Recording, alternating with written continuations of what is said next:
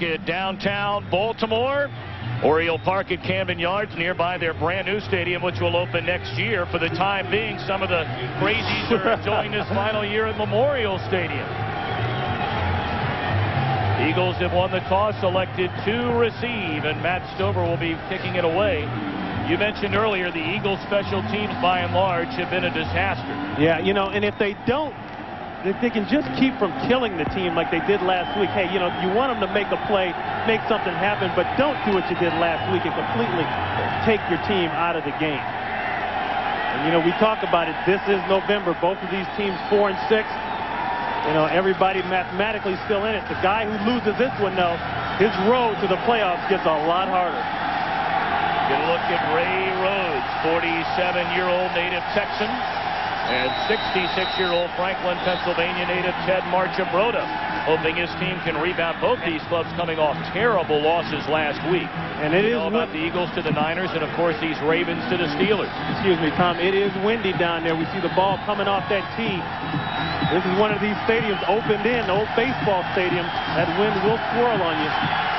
Stover bangs it away, and Deuce Staley from his own 8. Out across the 20 to 25 and tackled at the 27-yard line by Kim Herring.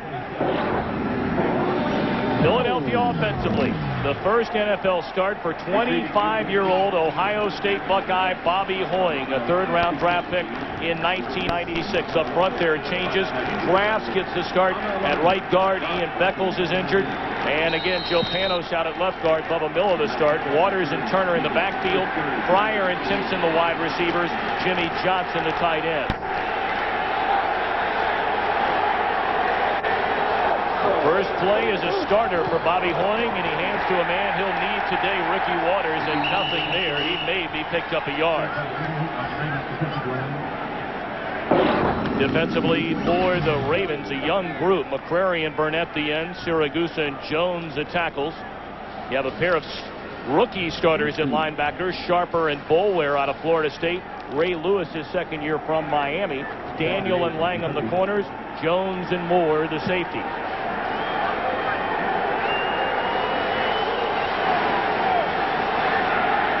6 defensive backs check in on a 2nd and 8. And a little delay to Waters. And he dives ahead out to the 34-yard line, tripped up by Boulware.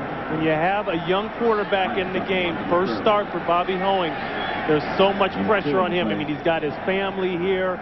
Everybody's had 20-some calls on his message machine in one day. Everybody wants to talk to you. The thing you can do is start him off with a run game to get him comfortable. But one thing Bobby's got to understand, he has help. He shouldn't try to do everything all at once and not try to do it all by himself. 3rd down and 4. First pass of the game for Hoying. Steps up, throws, but shot down is saved. And he appears to be shy of the first down. The tackle made by Antonio Langham. And it's 3 and out for Hoying and the Eagles. There it is, just a nice, safe pass. A good tackle on the outside to stop the first down. And this is where the Eagles need to play better, the special teams. Time and time again, whether it's been on a punt, a kickoff, whatever, there's been either a penalty or some kind of major breakdown that's led to a big play for the other team. James Rowe back receiving the punt today. Injured is Jermaine Lewis with a bad ankle. From his own 17, Rowe brings it out across the 25 and stopped right there, so better coverage this time by Philadelphia. Yeah, Joe Wessel, the special teams coach, you know they spent some overtime hours this week trying to get that thing together. Baltimore offensively led by 11-year veteran Vinny Testaverde, was intercepted in each of his first 3 possessions last week in the loss to the Steelers. Big offensive line highlighted by Ogden at left tackle. And in the backfield, Graham in place of Morris to start. 3 receiver set generally, but today Rowe and Jackson the wideouts, the tight ends Green and Kinchin. Derek Alexander not in the starting lineup after missing some meetings earlier in the week. And this is Graham, the rookie out of Tennessee, and he's up the middle across the 35, a gain of close to 6. The Eagles defensively, Mamula, Jefferson the ends, Hall and Thomas in the middle. Darling gets the start in place of the injured Darren Smith at linebacker, joining Thomas and Willis, and a secondary banged up all year. Demery and Vincent the corners, Dawkins and Zordich the safety. They'll run it again, and again it's Graham, a big hole off the right side, and he has first down yardage out to the 43-yard line. Tom, this is a team. The owner came out last week after the Pittsburgh game and publicly said that is unacceptable. We cannot get beat up like that. That creates a whole new sense of urgency now for the players and the coach, and you could kind of feel that walking around their facility this weekend. I mean, if there was ever a situation where Baltimore's going to come out here and try to make things happen and really put the pressure on, this is it right now. Well, you talked about the big advantage up front. 2 runs and a first down on 2 plays for the Ravens. And now Testaverde to throw. Looks up with tension on the far side of the field, close to midfield. A gain of 4, tackled there by Thomas. You know, we talk about that sense of urgency, and it all starts with that guy right there, Vinny Testaverde. Went to the Pro Bowl last year. Started off okay, a passing team doing well, passing even now number-wise, but he's hit a bad spot here. And that's Don Strock, the quarterback coach. You know, last week he opened up 3 interceptions right out of the box. He came out of the game. He has got to start better than that. That's the key if they want to pass the ball. But don't forget about the ability to run it either.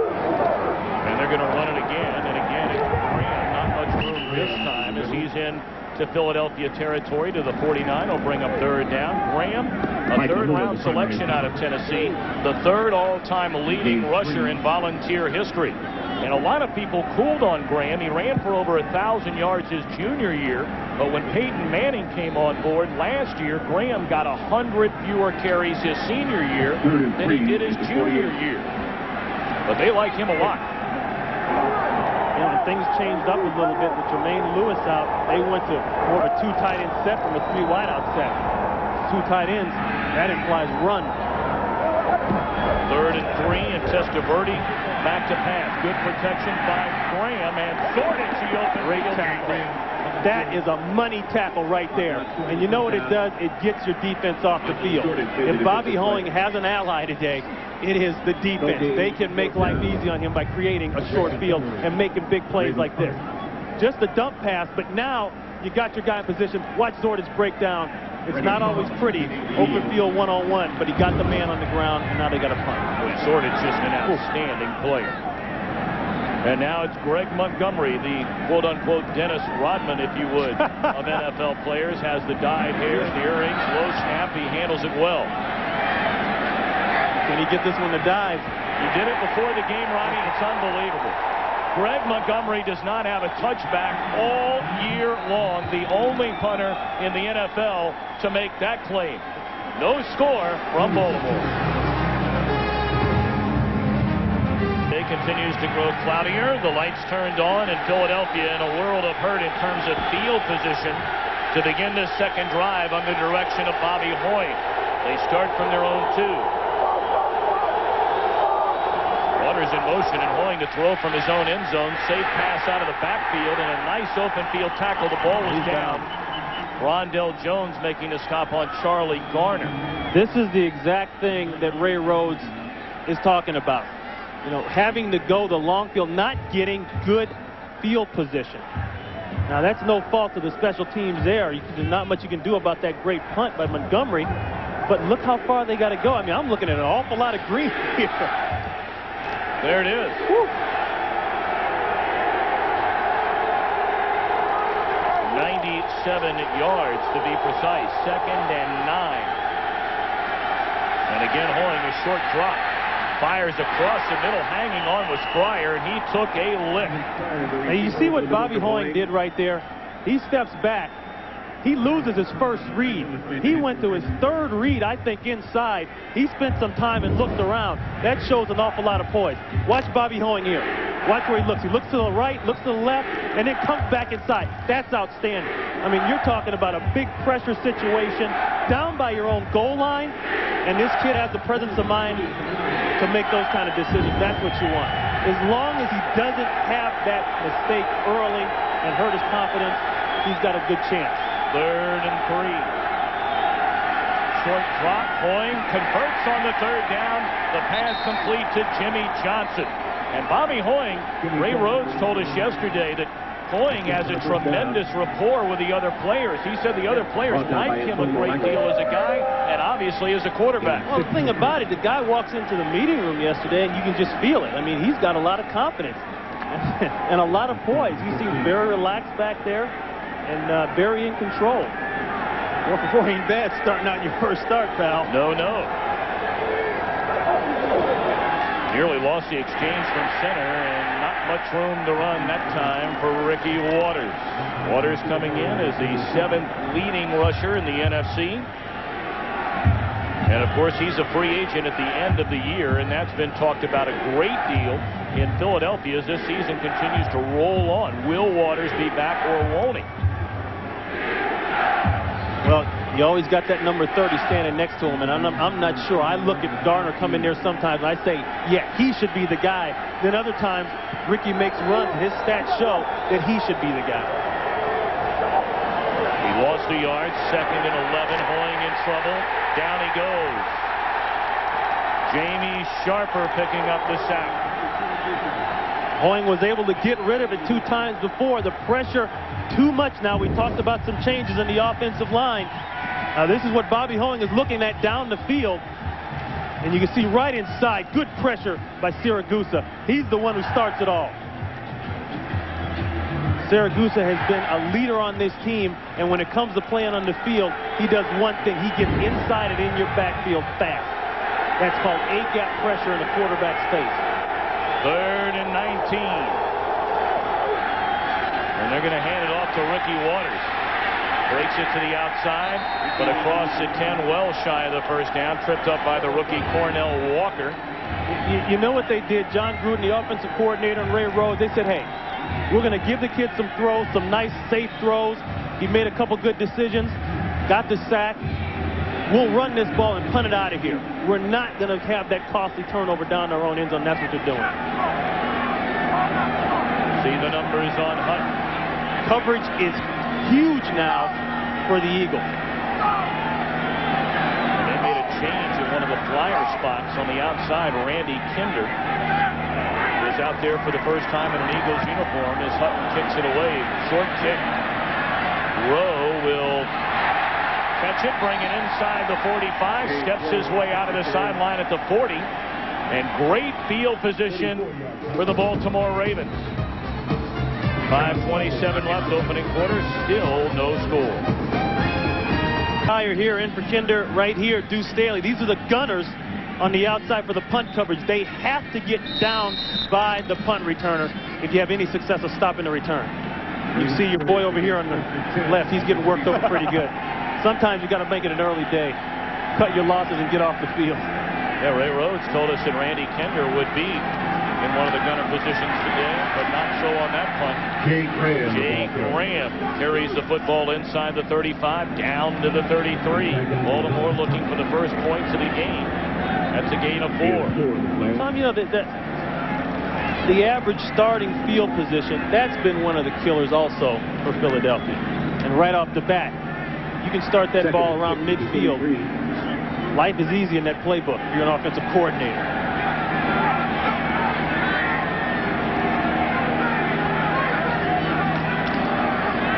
Testaverde on a 2nd and 6, lost dangerously towards Derek Alexander, incomplete. Right now, McDonald's game break time. Let's return to JB at our Fox Television Center. Tom and Ron, 4th play, game-opening drive for the Packers. Take a look at Favre. Screen pass to Dorsey Levens. Watch him follow his blockers. Good move, good speed, 56-yard pass play. Sets up a 3-yard TD pass from Favre to Levens. Packers on top, 7-3. Back to Tom and Ron. What a race here in the NFC Central. Green Bay, Minnesota, Tampa Bay all playing extremely well. Big 3rd down here for Testaverde and the Ravens. 3rd and 6. Testaverde steps away from trouble.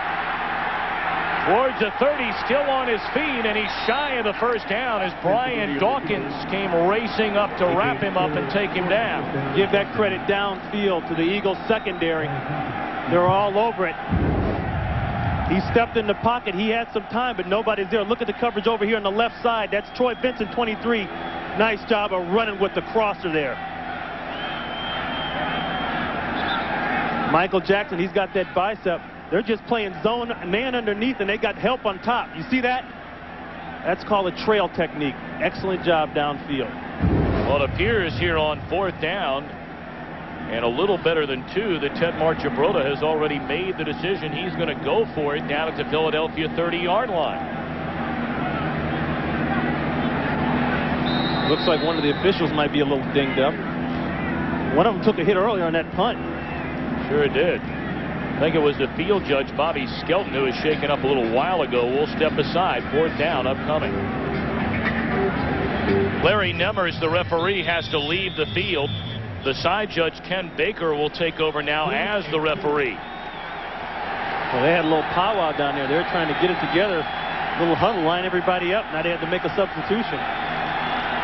4th and 2 at the Philadelphia 29-yard line. It's a long 2. He might be trying to just pull him off. Yep, that's what he's doing. Spends a timeout. They're going to send the field goal unit out. I didn't think Ted would be trying to do that one.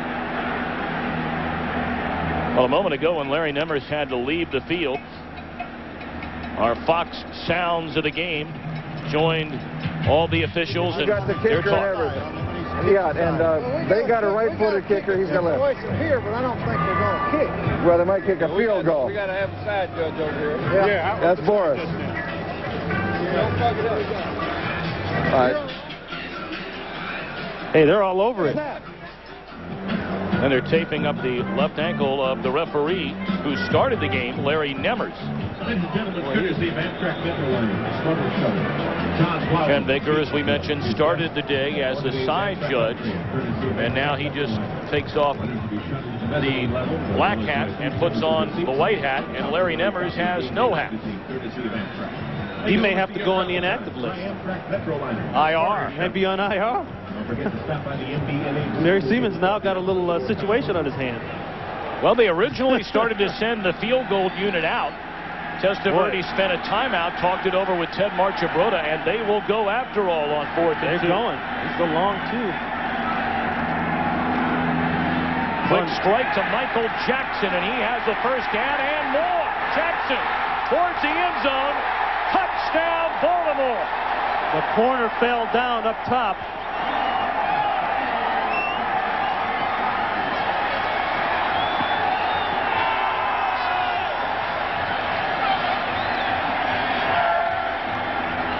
They just threw a quick opener, and actually at the time that Jackson caught the ball, the corner's on his feet. It would have been tough as to whether or not he would have made the first down. Right up top, that's Dimmering. Look at, he's still not even in the picture. And now he's been slipped again. And a good job by Jackson of knowing a corner slip and then trying to make a big play out of it, and makes a big play out of it. Stover for the point after. 7-0 Ravens. They were shut out last week by Pittsburgh, but Michael Jackson, a 29-yard touchdown reception, 7-0 Baltimore. Hoying, his first NFL start. Most interested spectator is standing by with our Steve Davis. Steve. Thanks very much, Tom. Yes, this is Vernon Hoying, Bobby's dad. It's been quite a weekend for you. You started Friday driving up to Bowling Green to see your daughter Molly play volleyball, then in Columbus yesterday watching your son, a tight end for Ohio State, and now chartered a plane this morning over here to watch your son Bobby start his first NFL game. What's your impression so far? Well, it's pretty exciting. We got to get some offense going here, but looks like they called a pretty conservative game start, not to get his feet wet, so hopefully we can keep this drive going. What did Bobby have to say this weekend about playing in the game? He was really excited. He was glad he got a chance to play Monday night, get some of his jitters out of the way, and that first sack and first touchdown and first couple passes, so he was really happy to get that out of the way, and I'm sure he's excited this morning. Well, enjoy the football game the rest of the way. Thanks very much. Thank you. We appreciate it. Let's send it back to Tom now. Steve, thank you very much. Charlie Garner, a gain of 8. You know, you talk about Bobby Hoying, a third-round pick in '96. He was a second quarterback selected in that draft. Tony Banks was the first. And he didn't go until the second round. The 42nd overall pick was Banks. Boy, Hoying had some spectacular moments at Ohio State, and boy, did he play with some horses. Hands it off, and whoa. clothesline right at the line of scrimmage was Garner. Very close to a first down. There's a look at that 8-man we talked about. If a team doesn't think that you can beat them downtown, they're going to sneak a guy up on you.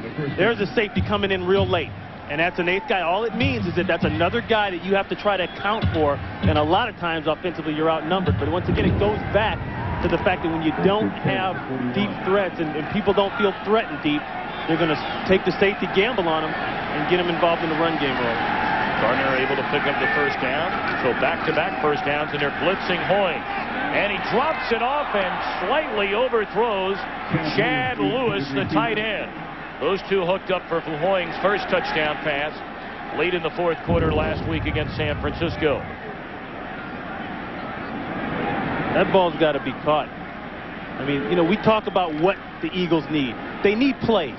They need people to step up and make some big plays, and that's one of the things Ray Rhodes challenges this team with this past week. He said, I'm tired of the hard effort and all that good talking stuff. I need somebody to make a play.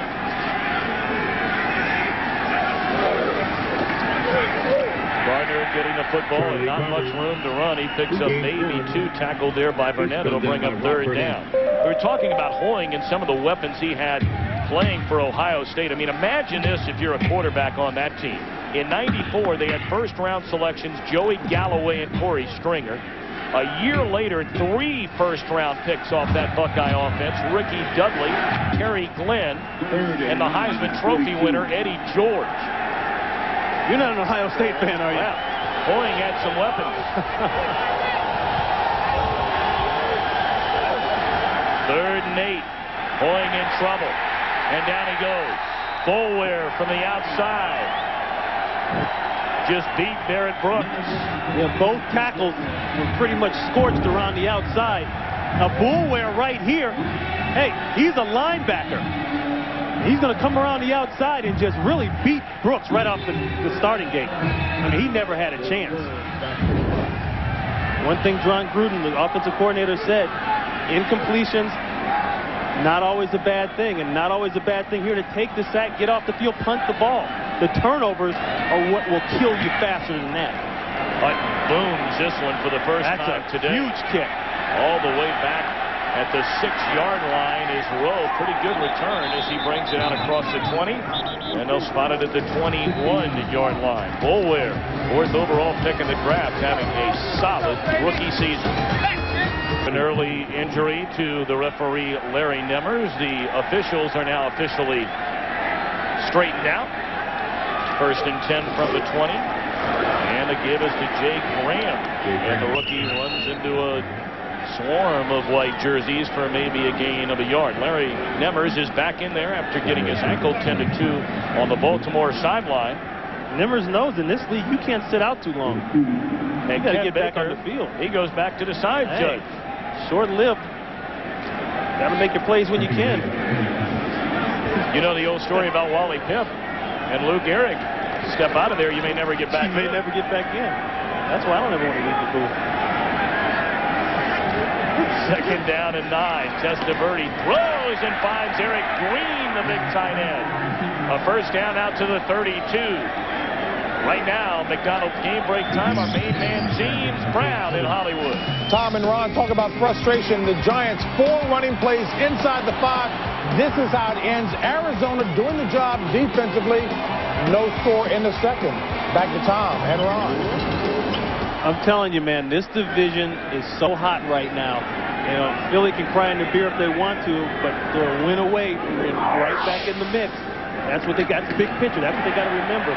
Graham took a hit from Mamula at the line of scrimmage, was able to break away from that, but is dropped for a loss of 3 by William Thomas. Ray Rhodes said, I am not worried about our guys inside being tough. I'm talking about these 3 guys down inside. Thomas on one side holding the ground, and they get penetration, and that's what stops that play. That lets guys like Thomas Willis come around and make the play. The only thing he said I'm worried about is Mamula matched up on Ogden in a speed situation because of the size. But I think they learned their lesson in that Jacksonville game. Well, they put Richard Gannon for Mamula that time, and they set up the screen, but it didn't fool anybody. James Darling had it read all the way. It'll bring up 3rd down and almost 15. Boy, this is a nice picture here. Jonathan Ogden right there going up against Richard Dent. The young stud versus the old pro. I think Dent said, you know what? I'll take this one off. He'll do that to you, but Ogden better not go to sleep. Well, how about Ogden? He's a very confident guy. He said, hey, I can't get beat unless I just mess up myself. I don't think there's anybody out there that can beat me. He highly contests whether or not Baselli is the best left tackle in the NFL. 3rd down and 14, and Testaverde with good protection. Dumps it off to Graham. He has a long way to go, and he's not going to get there for a 1st down. 3. They get shut 14 and didn't get nearly that. They get shut down early there, but here's that matchup again. Watch the brick wall here that Dent kind of faces, even though he gets the hand on the face mask. That is just strength there. You're talking about a man that's 6'8", 313, and that's with his helmet on. When he takes his helmet off, he's got that hair going. Got the fro going. Yeah, he said, I'm about 7 foot. He's a big fella. And the thing that makes him good, he moves his feet well. It's all left tackle good. Montgomery punts it away. Slick move made by Solomon, but then covering quickly. Baltimore, and he's out to the 20-yard line. Benny Thompson getting down the field as he generally will do. Now we're back in Baltimore, where Bobby Hoying makes his first NFL start at quarterback today, and you can see the field position has clearly not worked in Hoying's favor thus far. A couple of times they've been pinned back inside their own 15.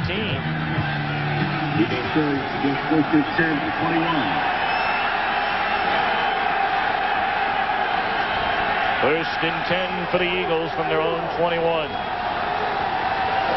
Here come the backers. They're coming after Hoying. He gets it away. And the catch is made by Kevin Turner, and he's out to the 27-yard line. Hoying picked it up. That's a nice adjustment there. You got 2 backers inside hot, right inside. Lewis comes, Sharper comes, and look at this. He checks right down to his back. Those are little things that tell you the kid is on his game. He didn't seem too worried about the throw. He said, well, we'll let you know, if things change, but he didn't seem too worried about, the blitzing and the different looks and all that stuff.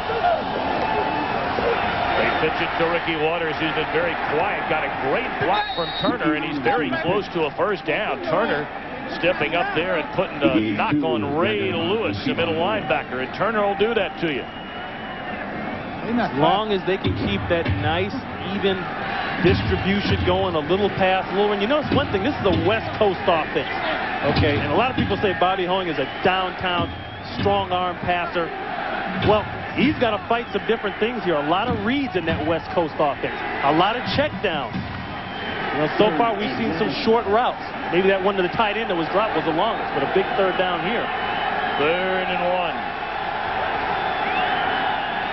Ravens crowd the line of scrimmage, and they read it beautifully. Rob Burnett wraps up Kevin Turner, and Philadelphia denied on a 3rd and 1 by the Raven D.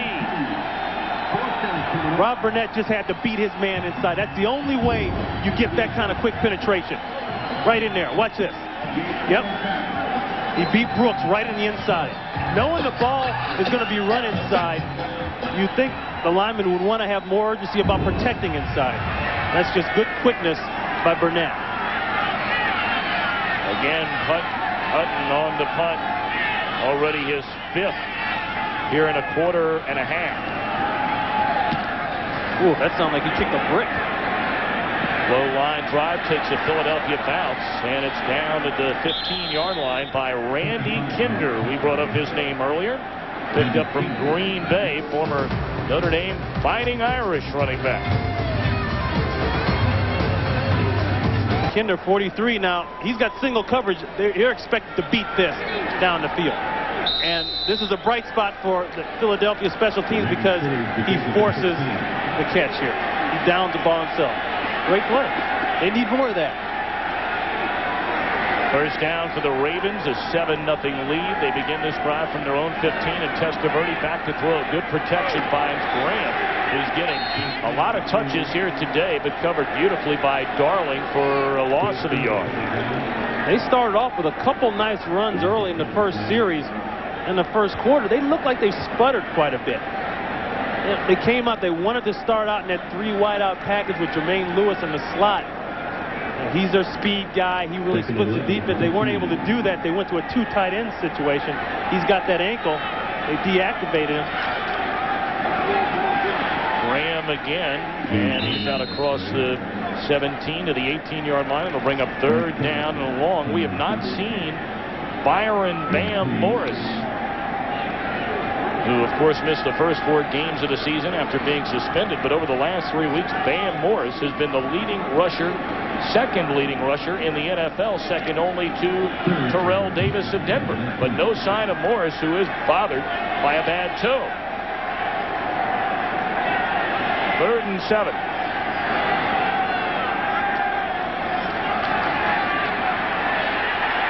Testaverde just throws it away. He was under heavy pressure from Red Hall. Nice job by Hall. Loops around, makes pressure. Well, we're talking about Bam Morris.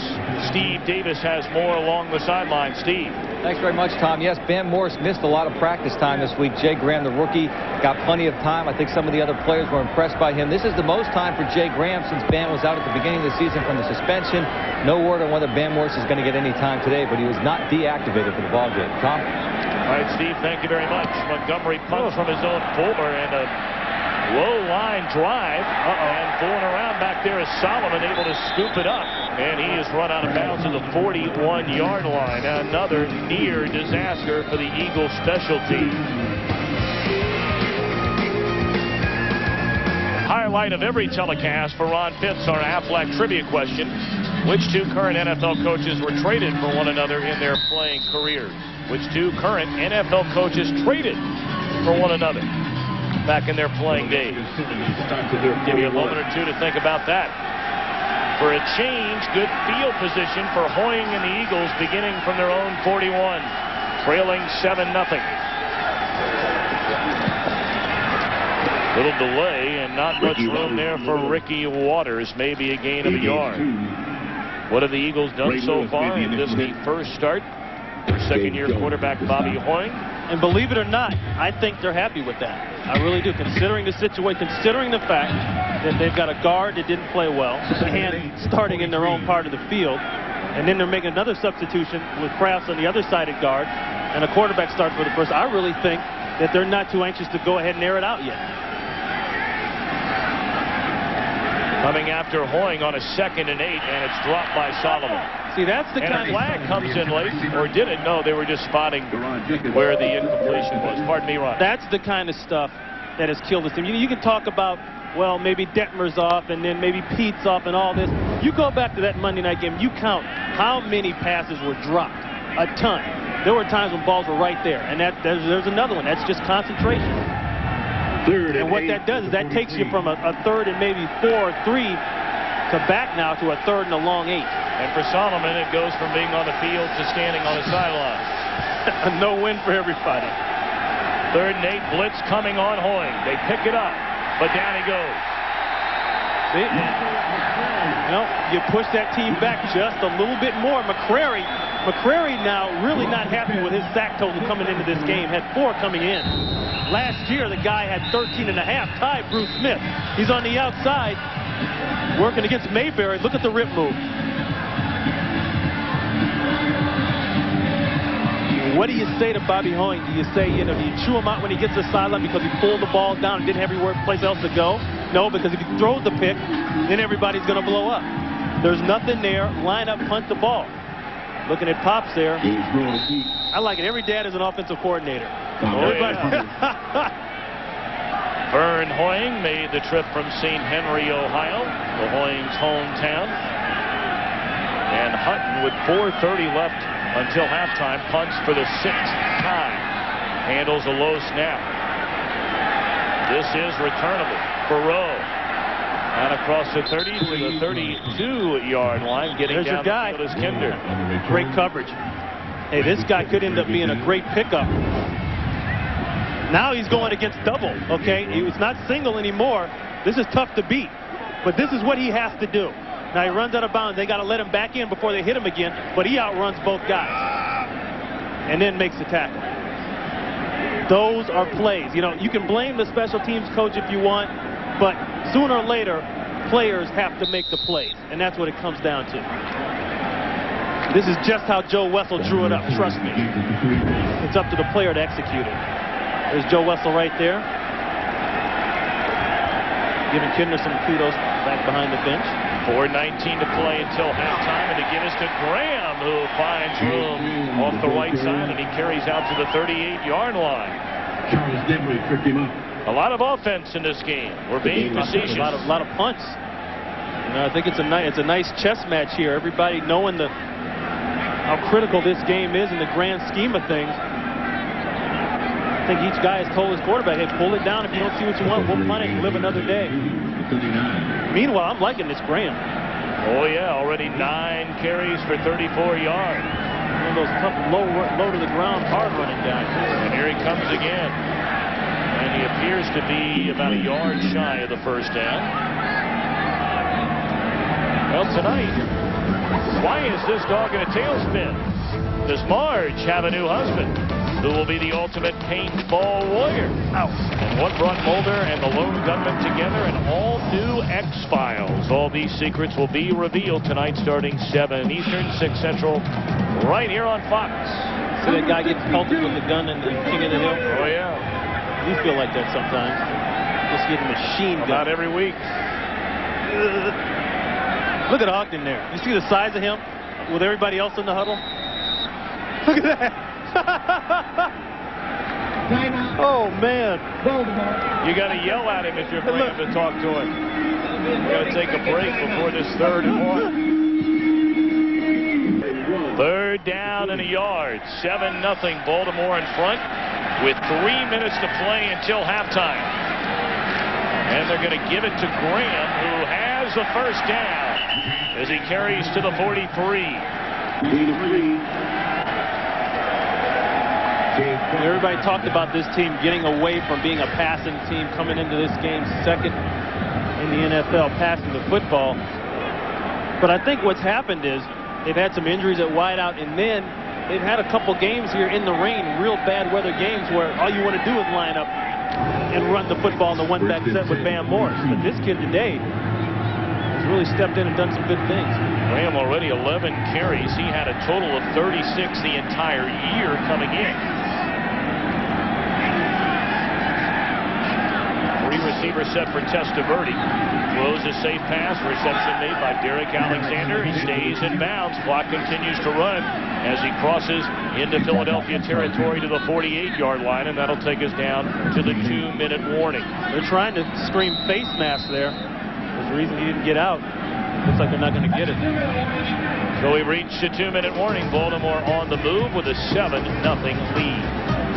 Reminder coming up on the Dockers Khaki halftime report. JB and Terry will bring you scores and highlights around the league, plus the Fox Sports ticker will bring you up to the second statistics. That's all coming up on the Dockers Khakis halftime report. We have not seen that man today, Bam Morris, the leading rusher for the Ravens coming into play today. It's been all this guy, Jay Graham. He has another first down to the Philadelphia 42, stopped there by Willis.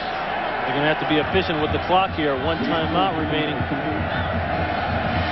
You know, a score here obviously helps Baltimore a lot, but for Philadelphia, it just puts more pressure on Bobby Hoeing coming out to want to put the ball in the air.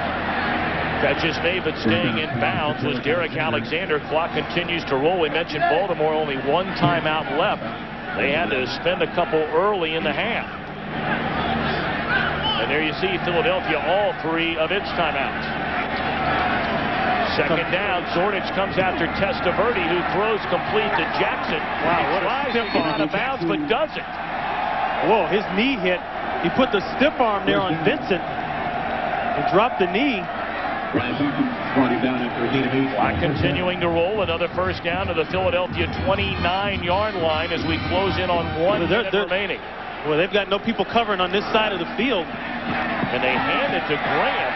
Cuts it back inside. Graham all the way down to the 13. Touchdown saving tackle by Clark. Well, there was a lot of confusion on Philadelphia's part, and I thought they did him a favor by running the football. But Graham just does this all on his own. Gain of 16 by Graham. Clock down to 30 seconds. And the ball at the 13-yard line. Testaverde. Oh. Was it intercepted? What a play. Yes, it was. By William Thomas. Testaverde. And the fans here in Baltimore will tell you he seems to make the terrible mistake at the worst possible time, and he's done so right here again. Just a bad read. He looked as though he had the time. He was trying to hit a crossing route shallow. There's going to be a crosser right in here. Boy, that's just a bad throw. Obviously, he's trying to go to Green, a big target down here. He's got time to stand in there and deliver the ball. Good interception by William Thomas. William Thomas jokes with Ray Rhodes all the time. He said, you know what? I can play tight end. In fact, when Ray Rhodes went to look at him in college, he said, I'm not sure to play this guy at strong safety or linebacker. He's got those kind of skills, and they paid off there. Well, he missed a key interception that would have been against the 49ers last week. Yeah, that's a huge play now because they go in only 7 up. And with that guy there, now you still don't have to take Bobby Hoying out of the game plan. You don't have to put it in the air. JB and Terry will be along with the Dockers Khakis halftime report following these messages from your local station. 7-0 Baltimore at halftime.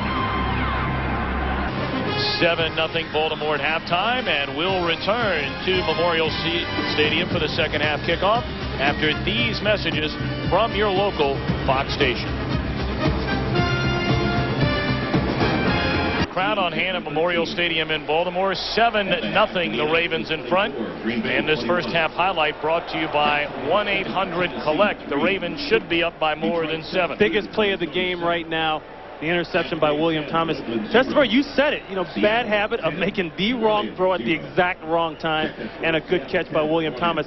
What that does is that keeps extra points off the board for Philadelphia. You stay in the game plan now for Bobby Hoying. He's done an excellent job. I mean, we talk about the punts, a lot of punts, and people may be getting a little bit impatient. Bottom line, the guy hasn't thrown the big interceptions yet and don't have the big turnovers, and that's all you want him to do right now. Well, at least so far, Hoying has been under a great deal of pressure. We mentioned 8 sacks in the loss to San Francisco last week, and they're at half that total in the first half today. Yeah, with the 4 big ones, and we knew they'd do some things to try to confuse him. They brought some stunts inside. They brought the linebackers. McCrary has really made some big plays. And then we talked about the guard changes up front for Philadelphia. That hasn't helped things. But as long as he keeps his head and knows that he doesn't have to do it all by himself, and in this offense, a lot of things going on in the West Coast offense. We saw him make some pretty good reads. And you see, he threw for 32 yards.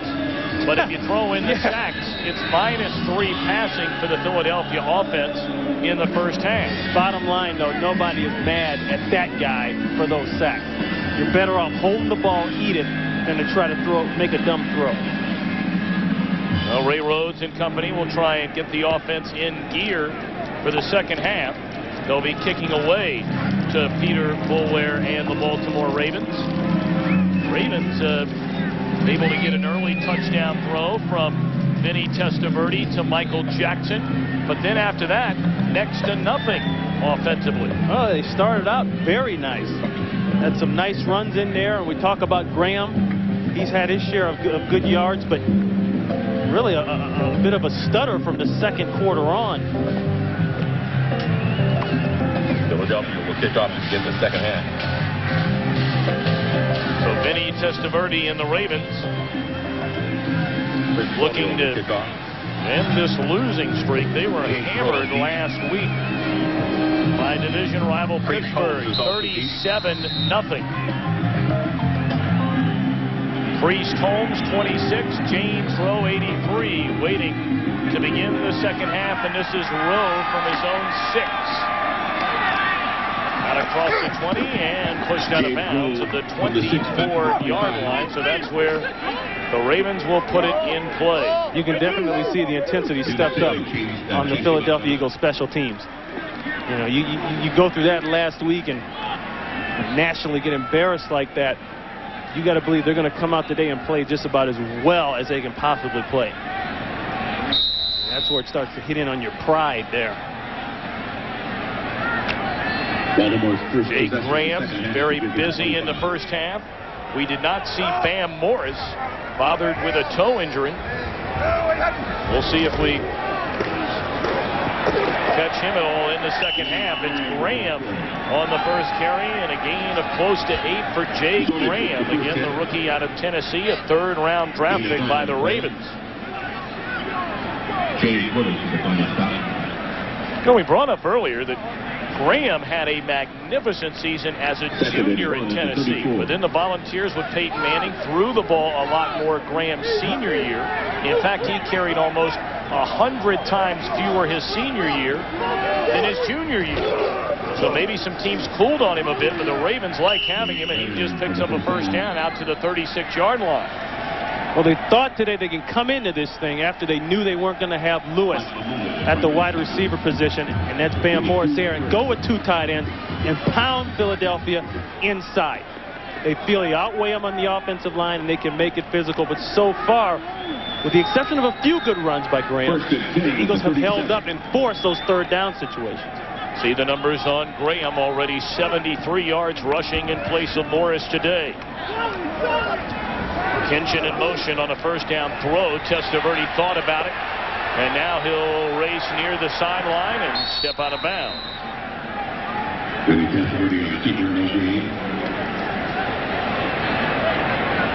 He didn't have any place to go with the ball. And Vinny Testaverde a little shell-shocked after that last interception. He's trying to go to Alexander. Nice buzz there by Zordich. Zordich is playing in the hole.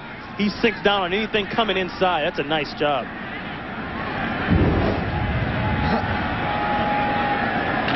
But still, Baltimore with that running, getting Graham on the ground. That's the difference in the total yards. Gain of 2 on the run by Testaverde. We'll call it 2nd and 8. 3 receiver set. That's generally the normal offense for the Ravens. Good protection, and it's batted at the line of scrimmage and intercepted. Picked off by James Willis, and Philadelphia makes a big play defensively here on the opening drive of the second half. It looked to be tipped by Hollis Thomas at the line of scrimmage. We'll see. Testaverde trying to throw right down the middle of the field here. Watch 78 in front of you, right there. Let's see if he gets a hand on it. Yeah, he did. Another huge play by the Eagles defense. They went to Bobby Hoying in the beginning of this week, and they said, listen, we will help you. Okay, we are on your side. Remember that. We're going to take care of the other side of the ball. And that's what you call taking. Now, he's got a short field to work with. If they open it up, this might be the time to open it up with him. Drive starts at the 44-yard line, and Hoying a deep drop. Guns it across the middle, and a catch made along the sideline by Irving Fryer. Turnovers will kill you in this business. And it started out as a game that went back and forth. You saw the last big turnover at the goal line by Testaverde, another one, but it starts here with the protection. Look at Jerry Krafts. He got challenged personally by Ray Rhodes. You give the kid time, he makes the play. Irvin Fryer coming all the way across the middle of the field, recognizing zone, keeps running. Very smart veteran move there. 27-yard gain. A perfect throw from Hoying to Fryer, and Philadelphia down at the Ravens 17.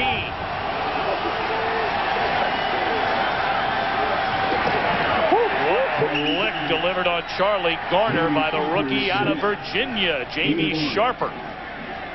That's something about this crew. They've got a very, very young linebacking core. In fact, 2 rookies starting on the outside linebacker position. Jamie Sharper, he's one of those guys that probably, is a very casual guy, doesn't get very upset. Bullware on the other side, they say he can tweak any minute on you and go off the air. And then you got that guy there, 52. He's a little bit of everything, he says. 2nd and 9, and Hoying to throw. Drops it off, and Waters, his first reception out of the backfield, close to the 10-yard line. It'll bring up 3rd down and a couple of yards for Philadelphia. This is the area where Ray Rhodes has been most concerned with, and has been the biggest problem coming into the red zone. It's nice to go down the field. They had this short field. They made a nice big play to Fryer, but this is where the stall has occurred. And this is why there is a change in quarterback right there. They move the offense, as you mentioned earlier, down the field. They get near the goal line and do not, by and large, score touchdowns. Boy, Hoying's working with a short clock. You better get it off. 3rd and 2. They just do get it off. Hoying hanging in there, and he's still on his feet.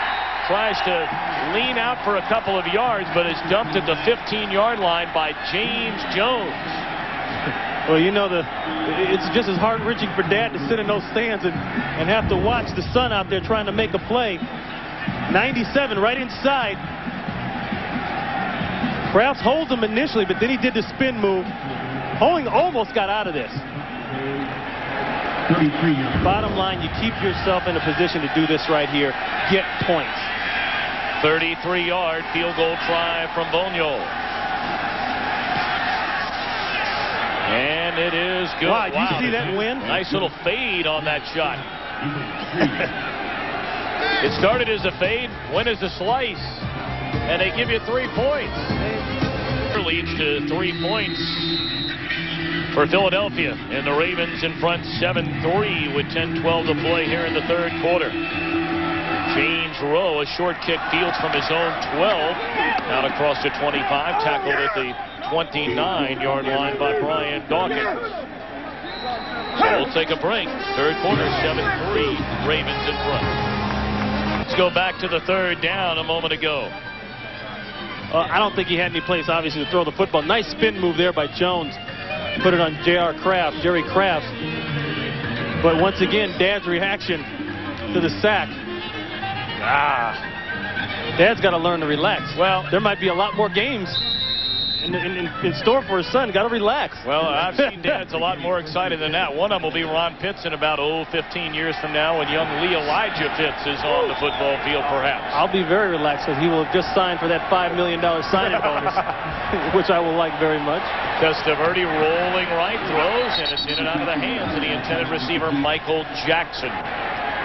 Well, we've given you plenty of time to think about our Affleck trivia question. The 2 current NFL coaches who were traded for one another during their playing careers, and the answer is Ray Rhodes. Giants sent him to San Francisco for Tony Dungy back in 1980. And both have turned out to be outstanding head coaches in the National Football League. Ray Rhodes took the Eagles to the playoffs each of his first 2 years, and Dungy appears to be doing it year number 2 in Tampa Bay. And there's Graham with a big hole all the way out to the 47-yard line. Now Graham is just really starting to lay it on him. I mean, he picked at him, had some good runs here or there, starting to pile up. We saw the yards. Now he's really starting to hurt. Watch the missed tackles here. Some good blocking. Here's Zordich. Boy, he's kicking himself about that one. Gain of 17 for Jay Graham. He's closing in on 100 yards. Graham is a lot stronger than he looks. We've seen him use the stiff arm twice now. He put it on Zordich. Flag down on the play as he crosses into Philadelphia territory, tackled down at the 47-yard line, but I think this one's coming back. It is holding against Baltimore. That would have put Graham at the 100-yard mark if that play would have stood. 69 offense, 10-yard penalty, repeat first down. Jeff Blackshear, the right guard. You know, we talked about this offensive line being big and physical and all that. And, you know, if they're going to start to lean on you and wear on you, you'll see it in the second half. Well, it's not a surprise to see 2 big runs here by Graham. 9 minutes to play in the 3rd quarter. 7-3 Baltimore in front. And Testaverde will throw on 1st and 20. And on the far side, Derek Alexander in the catch out to the 42-yard line, a gain of 5. Well, Vinny Testaverde, by and large, it's feast or famine. When he doesn't make the key mistake, the Ravens generally will win a game. In his 4 wins, he's only thrown 2 interceptions, but in the 6 losses, he's been picked off 11 times. And 2 interceptions today, but a 7-3 lead. Good protection. He has all day to throw. Now has to start looking around. still on his feet. He's still not out. And he gets to midfield. He picked up 3, 4, 5 extra yards. Everybody thinking he was heading out of bounds. Well, but that's all about coverage, though. Once again, the Eagles secondary locking people up over on the right side there. That's Demery. They're going to play a zone. Got help underneath. Look at it. Alexander looked like he was open for a bit.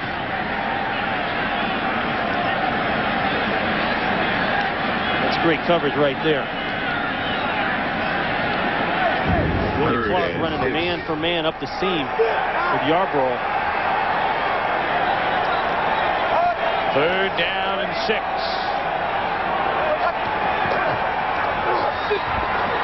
Testaverde. Down he goes, and the ball is loose.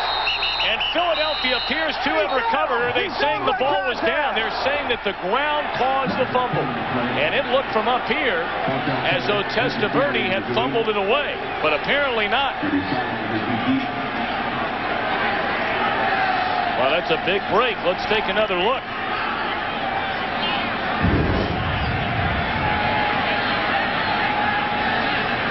That ball's out. That's a fumble.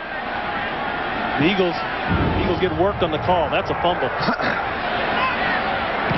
Well, Montgomery to punt it away, end over end, and it sails over the head of Solomon, and that is the first touchback of the year. And he's not too happy about it. For Greg Montgomery. Touchback. Boy, this looked like a Baltimore turnover. They say the ground caused contact. They used to say the world was flat. Baltimore 7-3 as we're set to begin the 4th quarter. The Eagles series begins at the 17. Eagles have the football, 1st and 10 from their own 17-yard line. Bobby Hoying, his first NFL start. And he hasn't gotten a whole lot of help from the Philadelphia rushing game, which has been a big player all year long in this Eagle offense. I just don't think they're stable enough on the offensive line, but I tell you what, you look at the scoreboard, this has been a football game, and this is what I love about this. 2 teams, 4 and 6, they need the win, and they're playing football. Take a look at this. 5 teams have started 4 and 6 and advanced on to the playoffs.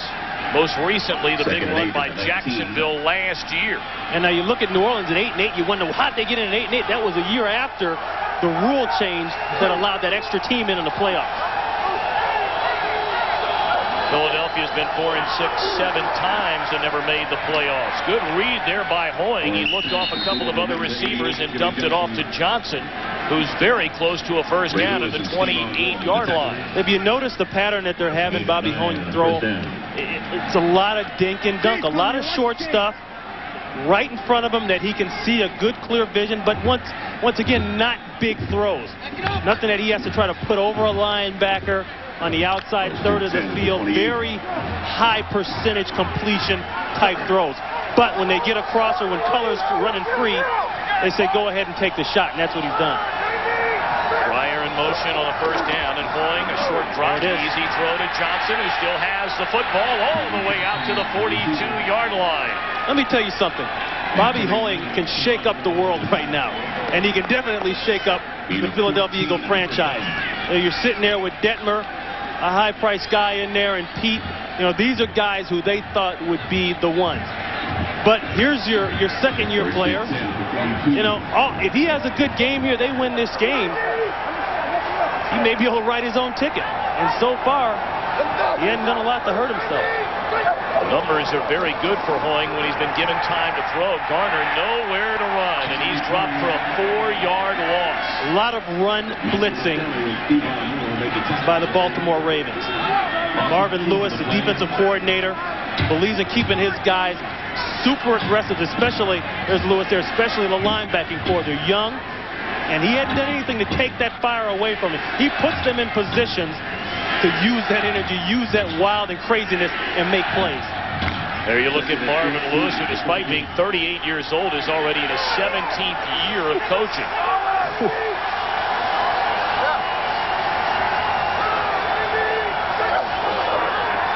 The blitz is on Hoying, and down he goes again for the 8th time today. And again, it's Michael McCrary on the sack. McCrary's getting that sack total back up, but you know what you had there? You had a zone blitz. Number 97 right there. Watch what he does. Boom, and then look at him. He's going into pass coverage. He's getting back on the DB stance. Once again, another change-up. That's something new that he hadn't, that Bobby Hoeing hadn't seen. They knew he wouldn't see. Something to confuse him, make him maybe throw one out of there early. 8 sacks for 56 yards. 3rd down and 23. They need to get to the Baltimore 48-yard line for a first down. And they set up a screen to Donovan. And he's still on his feet, flagged down on the play. And his forward progress has him out to the 39-yard line, but again, penalty flag down. Rondell Jones and Ray Lewis made the stop. Gain of 11. Just when you think something is about to happen offensively for the Eagles, they give up another sack. And now illegal procedure, and they'll have to punt it away. Ineligible downfield on the offensive team, number 65. Penalty is declined. 4th down. So the illegal man downfield, and oh, Bubba. Oh, Bubba.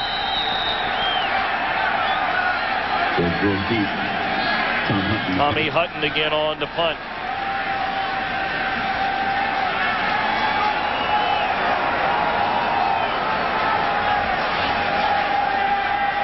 James Rowe at his own 15, and Hutton punts it right there to the 15. And Rowe breaks a couple of tackles and then is hammered down at the 30 by Kevin Turner. Hammered is right. Pounded. 11-11 left.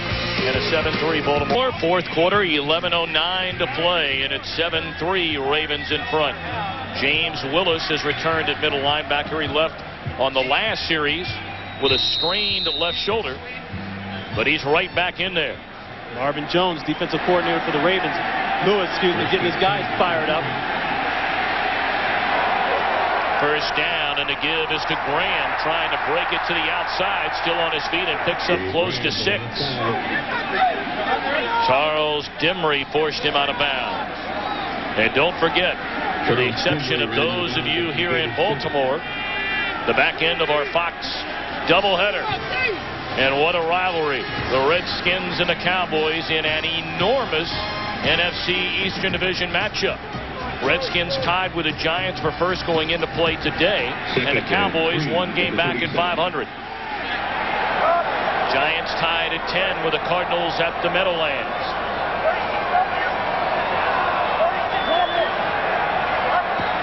Second down, and Graham is 20th carry of the day.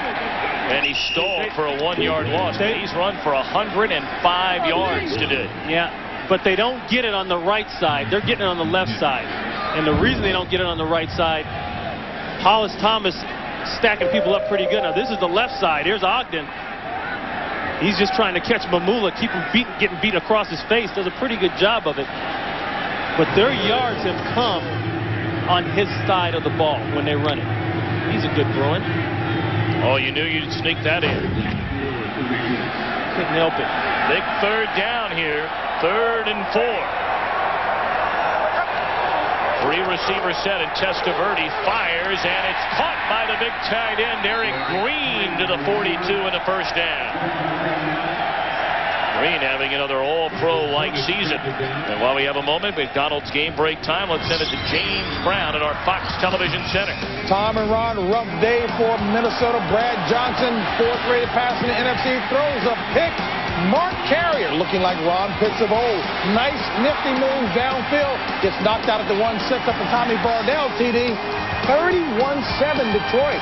Back to Tom, and the nifty-footed one, Ron Pitts. Oh, yeah, that's JB, my neighbor. I agree 100%. That is your neighbor out there in AZ. Mark Carrier. He's an AZ guy. Yeah, he is. How about that division? Testaverde escaping trouble and just wisely throws it away. He was under heavy pressure. I tell you, the league has what they want now, and that's parity. I mean, you got teams that can beat each other any day of the week. And these scores illustrate that. Kansas City, how about that? 5.5 to go, leading at home over Denver. Rich Gannon at quarterback in that game. And New England, go figure. San Francisco sitting pretty to host an NFC Championship game. You know, they can clinch the division and it work on home field. That's classic 49er textbook stuff there. That's how they always do it. Second down and 10 for the Ravens at their own 42, and a give is to Graham, and another big hole, crossing in midfield all the way down to the 45-yard line. And Graham, nearly 120 yards rushing today. He came in with 131 total on the year. There's the left side of the line. We keep talking about it. You got big Jonathan Ogden, 312, 313 pounds, 6'8". Ben Cavill over there. It's just man-to-man block. Look at that hole. I mean, they have been killing him on that all day long. They get somebody there out on William Thomas. Maybe not on the right side, but on the left side, it's deja vu all over again. Just like Jacksonville. Well, they'll try the right side again, and it's Graham who breaks one tackle from Charles Dimry, who slowed him down, and he picks up 3. Well, he mentioned Graham. He continues to impress. Ted Marchabrota came in with just 36 carries on the year for 131 yards, and look at that, 10 yards shy today of his season total. And the thing he gives you that a Bam Morris doesn't, he gives you that breakaway possibility. You got Bam, and he's quick on his feet, and he can run you over and all that, but every time Graham touches the ball, he really looks like he could go all the way. See Zordich coming up in there trying to slam some of that run. Second down, Testaverde throws, another first down, and maybe more. Alexander all the way down to the 21-yard line. That's the advantage of having that run game working. Emmett Thomas had to take a gamble and take the safety and get him up there to get him ready for the run. That's Zordich there. So that means man-to-man coverage, no help on the outside. A lot of room there. You see the marker. Dimry backed off quite a ways. A very, very crucial, the most crucial point of the game for Philadelphia coming up right here. They've hung in, but they're putting it on the ground. Graham pulls his way to the 15. Another big pickup for Graham. Give him 6 more yards. And you can't forget about that right side. You got big Orlando Brown over there at 350. Sitting next to Jeff Blackshear at 325. These are some big, big boys.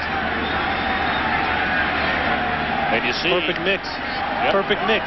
They talked about that, trying to get back to what they were doing, you know, the running and then pass it better and then get a good mix of both. Second down and 4, and again it's Graham. And this time wrapped up at the line of scrimmage.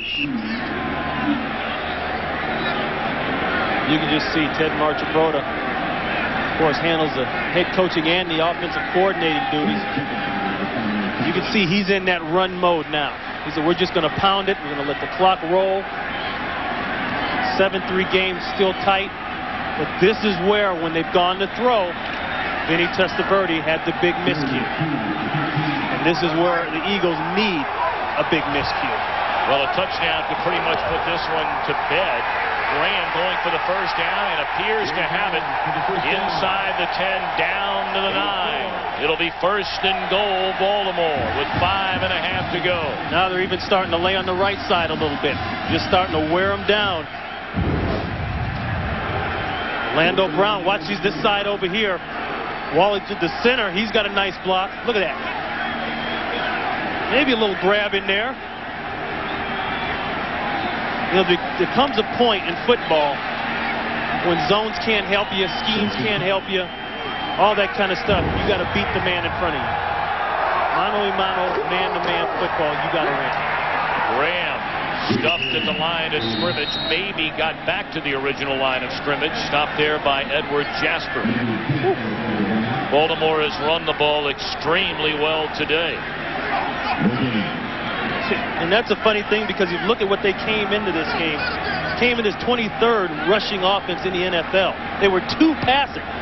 So much for numbers. As we look at Joe Vitt there, the linebacker coach. So much for numbers. The Eagles, what do their numbers show you offensively? Yet they weren't able to score points. Second down and goal at the 10.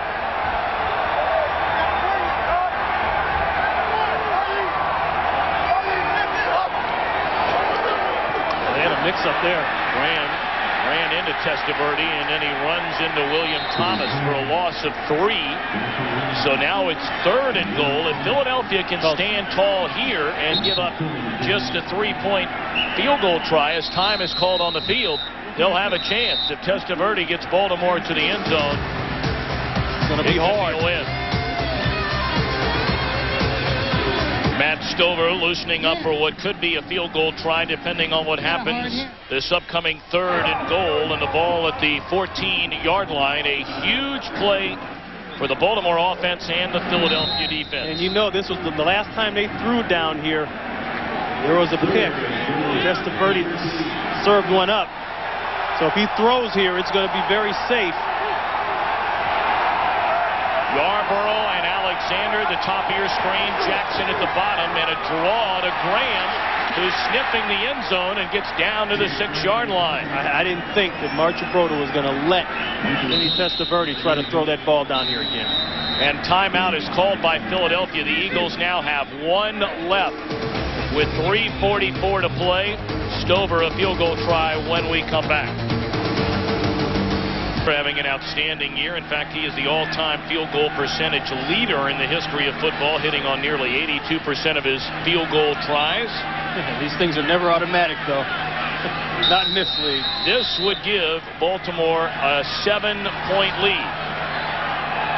They'll spot it at the 14, a 24-yard field goal try out of the hold of Greg Montgomery.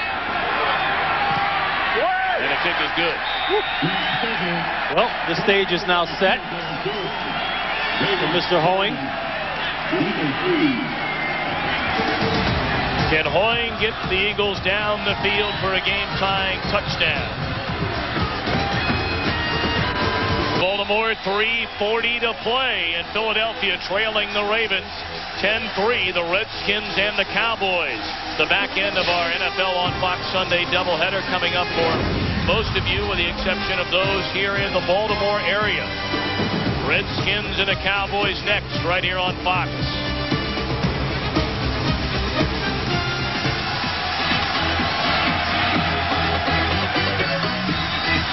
Waiting back, 22, Deuce Staley, the rookie out of South Carolina. But Bobby Hoeing set to take the field in a moment. And we'll see if he can take the Eagles down the field as the ball is blown off the tee.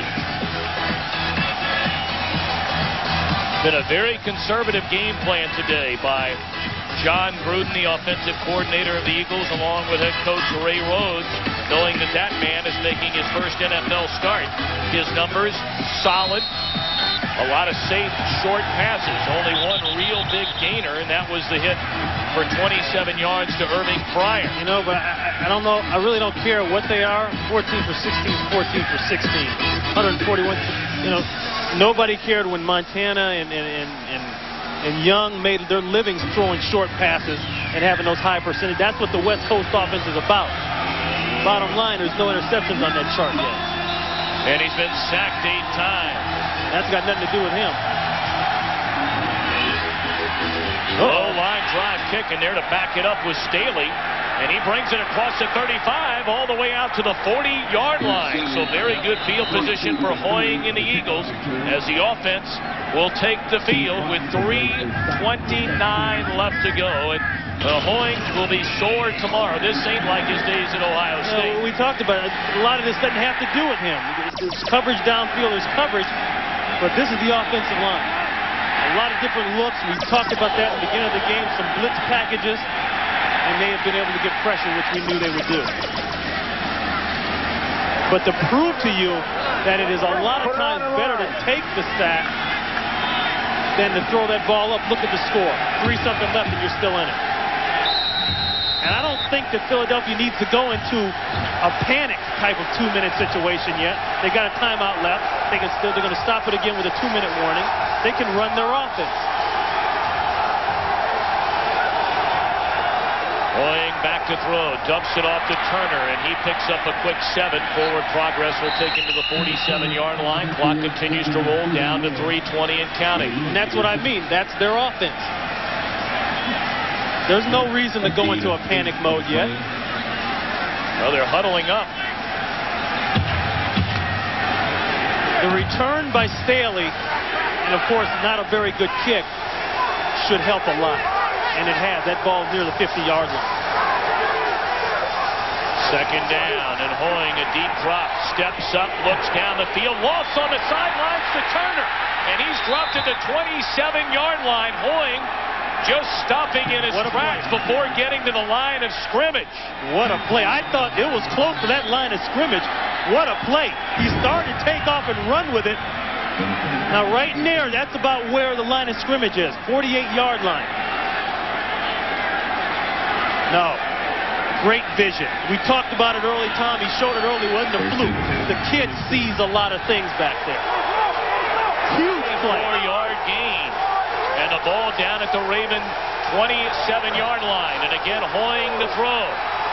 Fires to the far side. Caught on the far side of the field by Timpson. Clock continues to roll, and it'll take us down to the 2-minute warning. I'm telling you, Bobby Hoying may be changing the course of this franchise right now. Bobby Hoying, his first NFL start. His father, Vern Hoying, made the trip this morning. It's nail bite time, no, Dad. But can Hoying get him in? Coming up, the NASDAQ stock market post-game report. Bring you up to date on scores and highlights around the league. That's all next on the NASDAQ stock market post-game report. The drama unfolding here for Bobby Hoying and the Philadelphia Eagles, trailing by 7. With 2 minutes to play, they're at the Raven 14.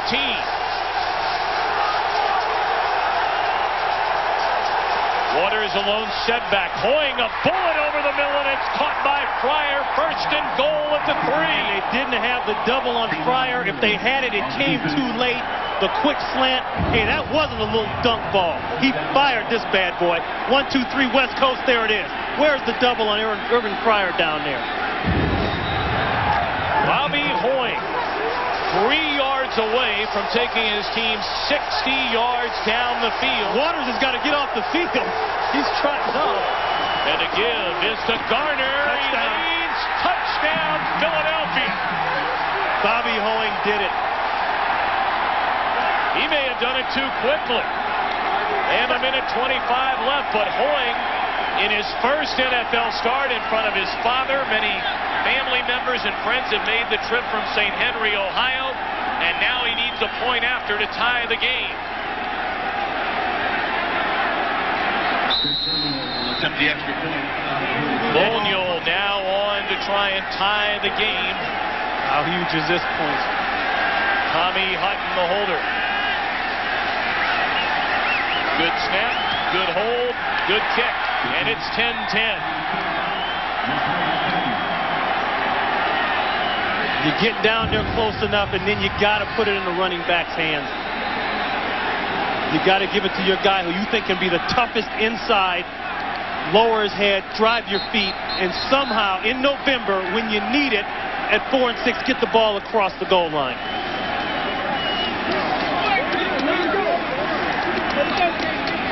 Great vision by Garner. He beats a guy coming across Burnett, who beat a block and gets in the end zone. As far as I'm concerned, Hoying did it before the score. He proved, like I'm saying, that percentage completion, I don't care what kind of passes they are. There's a lot of coaches in the NFL. You look at a proud dad there who will take that percentage, short, long, medium, whatever. And how about the final drive there? He said something interesting. I don't mean to interrupt, Tom. He said something interesting talking about Hoying. I come from a big program. I'm used to the big crowds. I'm used to the national games. That says a lot. And that's why teams, when they go out and they look at quarterbacks on who they're going to spend the big money on, it weighs heavy on the program you came from. Did you see the big stuff? Did you see the big crowds, the big games, the big pressure? He's been in those big pressure situations at Ohio State. So now Boniol to kick it away. A very short kick. It should be great field position. The ball is fumbled and then covered up at the 22-yard line by Ernest Biner. He dropped the ball and was able to cover it up. Well, you talk about the big program, playing in the big game. All right, we know Hoying has done that at Ohio State. Vinny Testaverde did the same thing during his collegiate days at Miami. And the game is not over yet. That's the bottom line. With 3 timeouts on the board, the game is not over. And the best field goal percentage kicker in the history of the game in Matt Stover. Once again, the defense told Bobby Hoeing it would be okay. We'll take care of it. You just run the course of the game, run the program, and we'll handle it. They got to handle it now. One-handed catch out of the backfield made by Graham. And he's out to the 27-yard line. Clock continues to run. 1:11 to go. The Ravens have all 3 of their timeouts left. And you figure they need to get to the 37-yard line for a 55-yard field goal try. Testaverde will step out of bounds, stopping the clock with 54 seconds left at the 32. And again, if they can get it, Stover's career-long field goal is 55 yards, although this season he has not hit from 50 yards away. But if they get the ball roughly to the 37, 38-yard line, that means they would kick it from the 45 into a heavy wind. That's the thing that I think about right away, the wind. I'm looking at this flag blow, and it is flying. He's going to be kicking into a stiff one. Testaverde takes off. He's got to run it again. And he will. Blocked there by Michael Jackson to seal off the outside as Testaverde gets to the sideline, stopping the clock, 45 seconds, and the ball at the 42-yard line. Vinny Testaverde showing a lot of awareness. That's the flag we're talking about, the wind. That would be directly or nearly directly into the face of a field goal attempt. They only need to get about 19 more yards to at least get into the neighborhood of where Stover has hit from. But again, you mentioned that win. And Baltimore with all 3 timeouts remaining. Testaverde, plenty of time. Again, Graham out of there, rather Biner out of the backfield. And he's to the 47-yard line.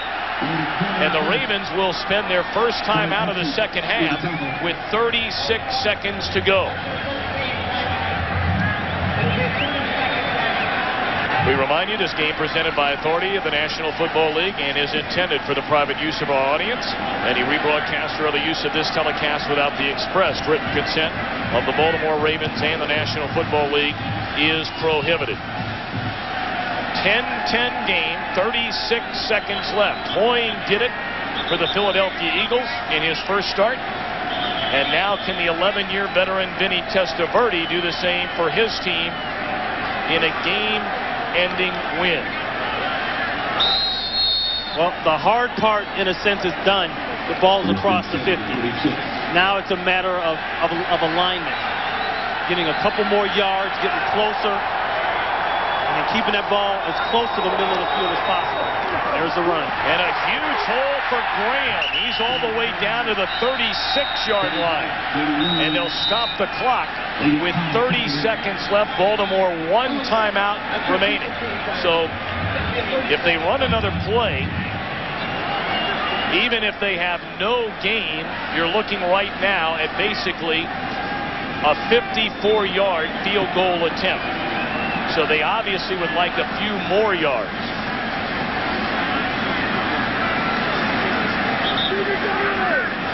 I still think they need another 10. We know about Stover. Like you said,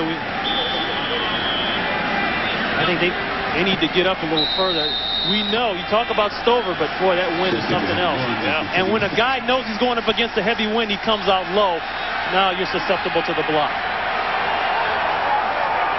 Second down at the 37-yard line. They come after Testaverde, who's in trouble. And he throws incomplete. He had an eye on Eric Green. Clock stops with 25 seconds left.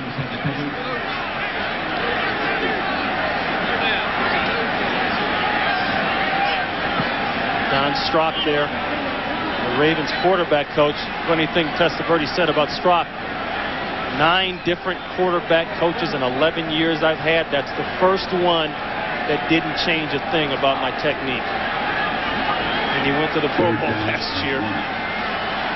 Third down and a yard.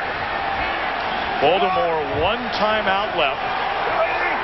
10-10 game with 25 seconds left. And Graham up over 150 yards on the day. May not have gotten the first down.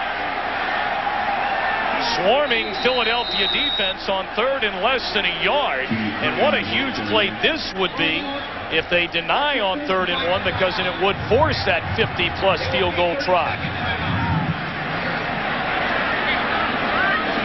That was just a great job by Philadelphia's defense of getting speed to the ball. I mean, you're talking about guys selling out, knowing that this is the one they got to stop.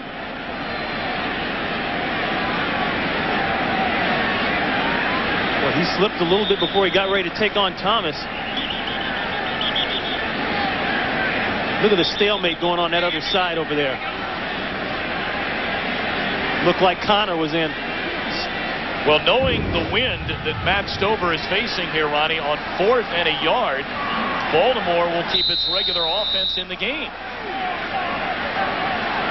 Right now, if they were to try the field goal, it'd be a 52, 53, a little more. About 55. Yeah. They have no timeouts. And the throw is incomplete on 4th down. Ryan Yarborough wanted they're not going to get it. Wow.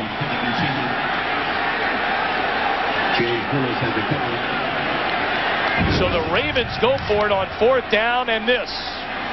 Yarborough just going to come in on a quick slant. Boy, you can see Clark grabbed on that inside arm. He definitely grabbed on the inside arm. Well, all that now is over and done. 14 seconds left, 10-10 game. They have one timeout remaining to Philadelphia.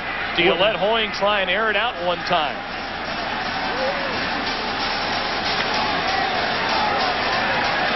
They're going to go trips. 4 receivers in the game, 3 at the bottom of your screen.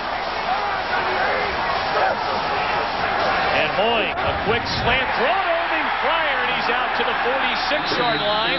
Timeout Philadelphia, their final one of the game. And there are 7 seconds left, time enough for a Hail Mary. That's their third and final timeout. It'll be a 30-second timeout. Boy, if Irving Fryer can get 8 more yards, they can even talk about field goal then. But look at this. Once again, the slant, and that ball's right where it's got to be.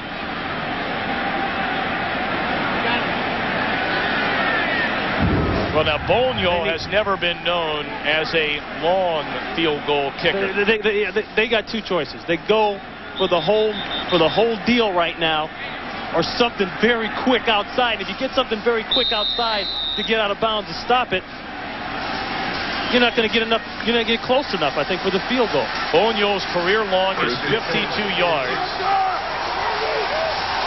Trips to the top of your screen. And 8 men back in coverage. He's going to let it fly. He's going to air it out for the end zone. And it's batted and incomplete in the end zone. When Mark Say gets up off the ground, that ball bounces right in his chest. And we're headed for overtime. So Bobby Hoying, who made his first NFL start here today, takes his team down the field in the final 3 minutes and went in for a game-tying touchdown. Here's the Hail Mary, one final try. Watch Mark Say, 81. Now, if he can stay on his feet, look what happened. We got bumped by his own That's man. what he's there for. He got run over by Timpson. That's how close it is. Well, here you have, Ron, 2 teams that are fighting for their very postseason hope lives today. The rules in overtime. We'll have a coin toss. 15-minute The overtime in the National Football League, just like the fourth quarter, except the first team to score wins. Each team has 2 timeouts. Philadelphia's visiting team, who's going to call the coin? Call it in the air, please. Tails is called. It's tails. Philadelphia has won the toss. They would like the ball. Turn around, gentlemen. And obviously they're going to defend the goal to the left side, our left side, yours at home, because of that wind to try and knock down what could be a field goal try. We're going to overtime. 10-10 in Baltimore. Memorial Stadium in Baltimore, the Eagles and the Ravens. And Vern Hoying, a busy sports weekend for him. He has a daughter, Molly. They went to watch her play volleyball for Cleveland State at Bowling Green on Friday. Yesterday in Columbus, Ohio, for Bobby's younger brother Tom's final game as a tight end for the Buckeyes. And then chartered a plane this morning, came here to Baltimore to watch his son make his first NFL start. And certainly he has to be elated as what his son did the final 3 minutes of the game. You see the all-time overtime records for these teams. Baltimore since moving from Cleveland. Philadelphia won its only overtime game this season while Baltimore lost to the Jets. Oh, look at that ball sail. And Staley will take a knee and bring it out to the 20-yard line. Our great aerial shots today, 1,000 feet above Memorial Stadium, brought to you by the Russell Stover Candies Light Ship. Since 1923, Russell Stover Candies has delivered its sweet treats. And today, these sweet shots, and maybe a gift package for Ron Pitts so he didn't have to spend any money around Christmas. That's right. That's one less present I got to buy. You know I squeak when I walk. No doubt about that. Guys in the truck are saying there's no doubt. So here we go. First possession in overtime for Hoying and the Eagles. High formation. He comes out throwing. And it's high and incomplete. He had an eye on Irving Fryer. A dangerous throw there under pressure. What Hoying has to know and keep in mind, and I'm sure the staff has told him this, you don't play this any different than you played the rest of the game. Just because we're in OT, actually it's better. You got a full quarter now. We don't have to go into a panic. Run the offense. Do what we've been doing. Read what you've been reading. That time the score wins. Excuse me, Tom. That time he let one sail. That was probably the worst throw all day. On the ground and looking for some running room, Charlie Garner. Boy, we have said very little about Ricky Waters today. Ricky Waters came in, as we mentioned, the 7th leading rusher in the NFC. And he has done next to nothing. 9 rushes, 24 yards for Waters. I think it's clear they're not sure what they want to do. Ricky seems to be the guy with the finesse that if they want to throw it out of the backfield, then they do that. But Gardner seems to be the guy, if you want to pound it, run it inside hard, and can make a big play. 3rd down and 6. Oh, there goes Mayberry. Looked like Jermaine Mayberry. Unless he was pulled. Moved early, the left tackle. Boy, and what a difference. False start, offense, number 71. 5 yards, still 3rd down. What a difference, 3rd and 6 as opposed to 3rd and 16. Yeah, well, now the difference is just a count early. Knowing McCrary's a speed guy around the outside, the difference is the aggression, the ability you can attack downfield with the ball. 3rd and 11. You're backed up here. So they back him up 5.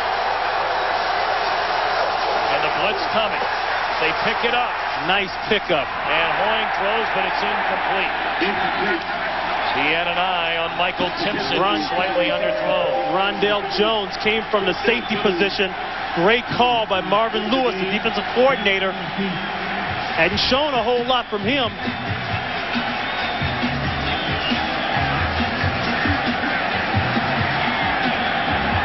So now Philadelphia 3 and out. It's first possession of the overtime, and Baltimore should get terrific field position as Hutton will punt from his own 5. Coverage, coverage, coverage. Special teams, they got to get down.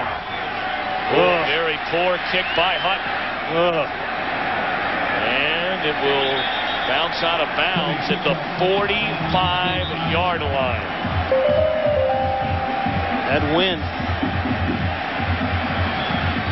I'm not sure it left his foot good. I don't know if the wind had anything to do with it. That looked nasty coming off his foot. Only a 37-yard punt by Tommy Hutton, and he got about 8 of those off the Philadelphia bounce. So now Testaverde's turn.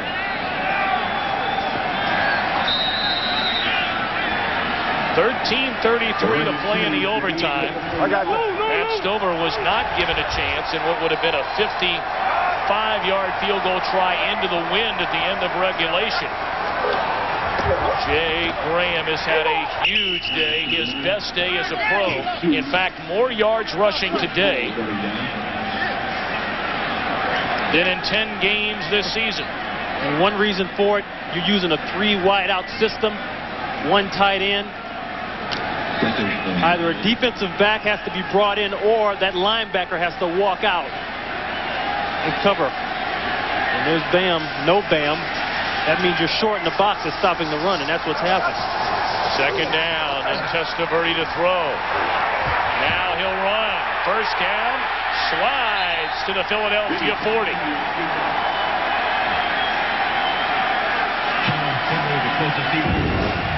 The coverage good downfield. Here's what Vinny Testaverde is going to look at. Thomas getting in there just late on the outside. Want you checking out Vincent and Willie Clark. This is man-to-man. Willie Clark has run with that all day long. He's got help over the top. That's called a 2-man. Everybody underneath helps up top. Graham inside the 40, down to the 38-yard line. He's stopped there by Zordich along with Dawkins. 12:10 to go in the overtime. Stover getting ready. They don't need a lot more to give him a chance with a great leg and a stiff wind behind him. Approaching the area now, Emmett Thomas, the defensive coordinator, is going to start thinking about being aggressive with some blitzes, doing some things with some defensive backs, getting it on the quarterback.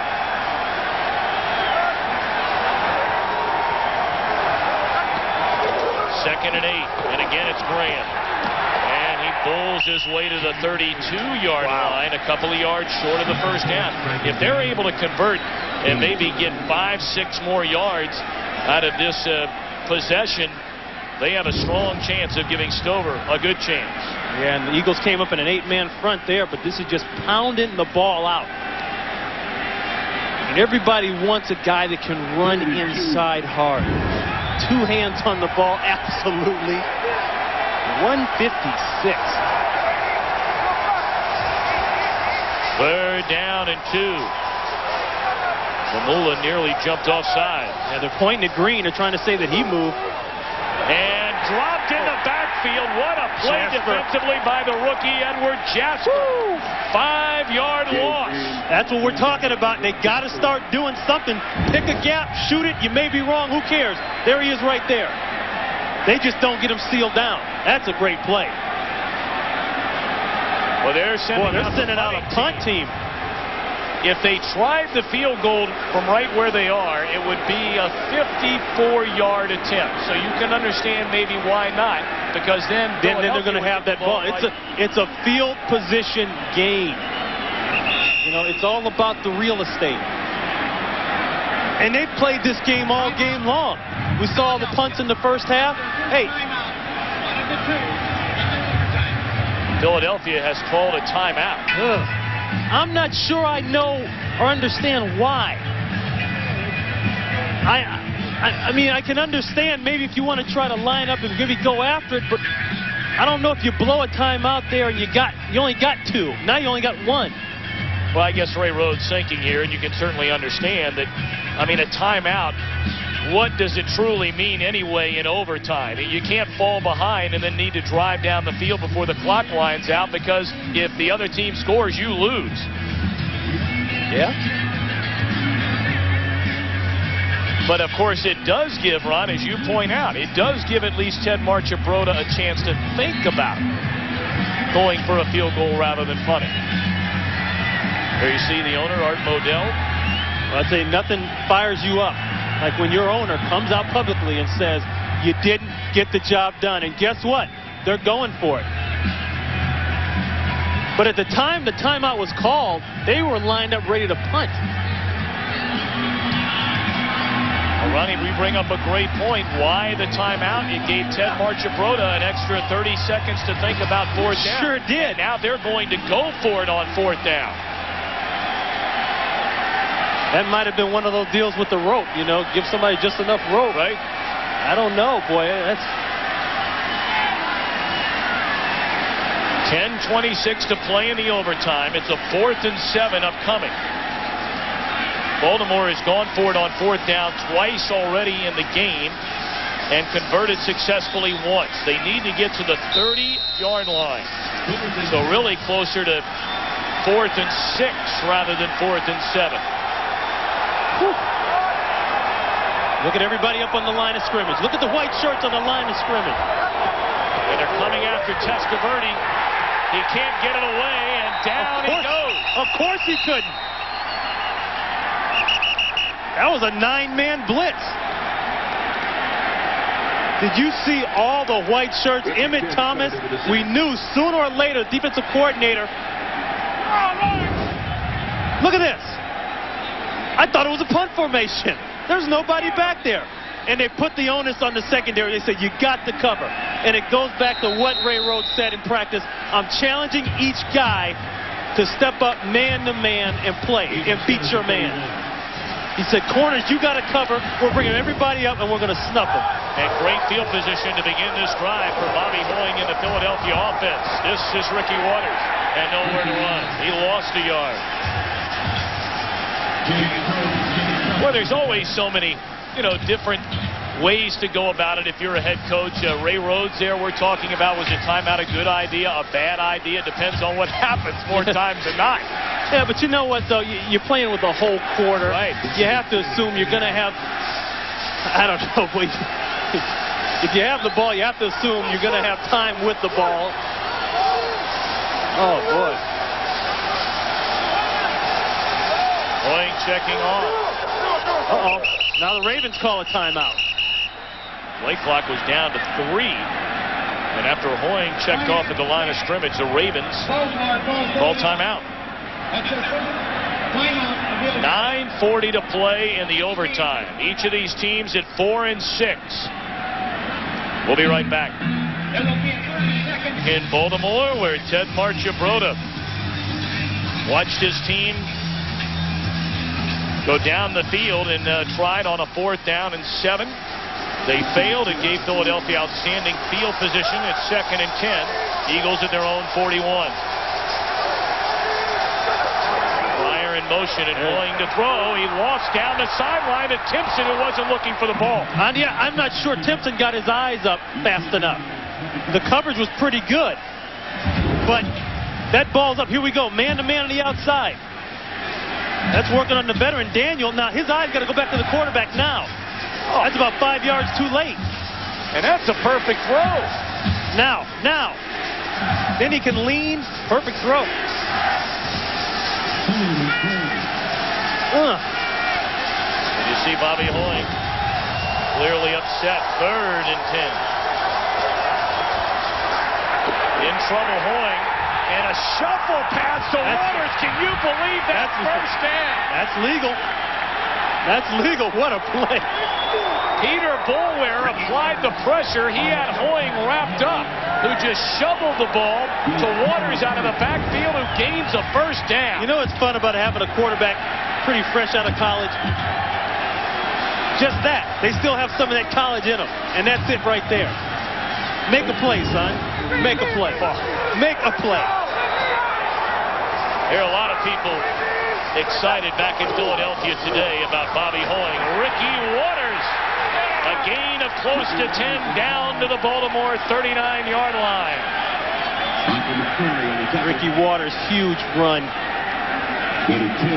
Now Bonio once again sitting on that heated bench. They got that hot air coming out of the feet area there. He's going to make sure that foot is well down inside. He may get it stuck. You got to keep those dogs warm. He needs to keep his dogs warm. First down at the 38. Again, Ricky Waters, a big hole as he crosses the 35 down to the 33, tackled by Jones. Now the Eagles' offensive line starting to lay a little bit on the Ravens' line. In an overtime game, when you start to get close to that goal line, you can just, it's like blood in the water. No matter how tired you are, this is why you go to training camp. This is why you have the 5 mini camps. This is why you lift all the weight in the offseason, so you can play now when you need it now. Going on 2nd and 5. Drop by Charlie Garner out of the backfield. Garner not used to being out flex that wide and being in all that air in that open space. Ooh. Hit him in a bad spot. Even if he just catches it and takes a knee and unbuckles his chin strap, it's still about a 10-yard gain. A lot of drop balls for this team in the last couple of weeks. And that becomes a huge play if Philadelphia can't convert here on 3rd and 5. That would have moved the chains.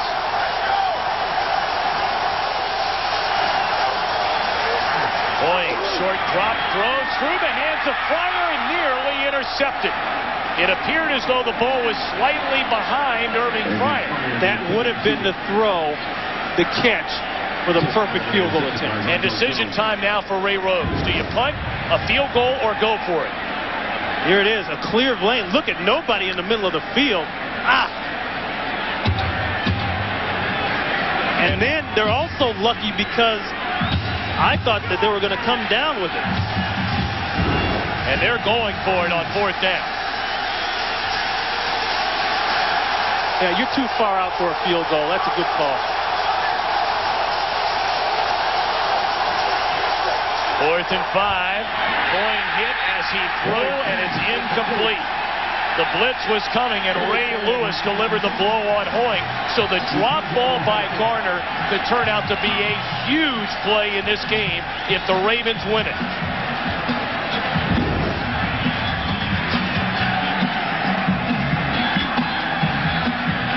The pressure's there. Ray Lewis coming from the outside. Ricky's standing there. But see, he can't get it to Ricky because he's got a guy in his face in the throwing lane.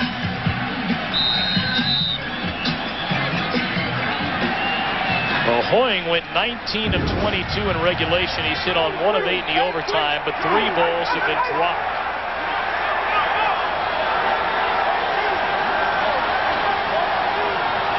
First down, Ravens from their own 33, and they give it to Graham, and he's tripped up behind the line of scrimmage. May be able to dive ahead for a yard by Mamula. Knocked it down. 82. And again, a reminder one more time, Redskins and the Cowboys coming up next for most of you. That ought to be a dandy in the NFC East. Injury down on the field, and that could be Jay Graham. I think you might be right. Can't tell from here.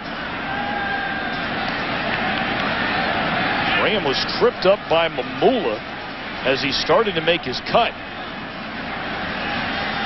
We have not seen Bam Morris take the jacket off all day today. Ernest Biner, an option for Ted Marchibroda. Graham has gone for 153 yards on 35 carries. Well, whatever it is, he is in a tremendous amount of pain. Here's the play. Looked like he got a helmet down there. That was Mamula. Came down either on the knee or the ankle. Well, you'd hate to see anything serious for this young man. Finally getting his chance in the spotlight, if you would, today. And has certainly made the most of it. He has had a marvelous game. Oh, boy. He's not able to even walk off. Put much weight on it. And again, we don't know if it is a knee, is a shin, is a calf, is an ankle. We hate to speculate, but you said it, Ronnie. He is hurting. Now that'll mean that Biner will have to be that guy. Now, the run game has been everything for him today. And even here in the overtime, they've had a couple good efforts.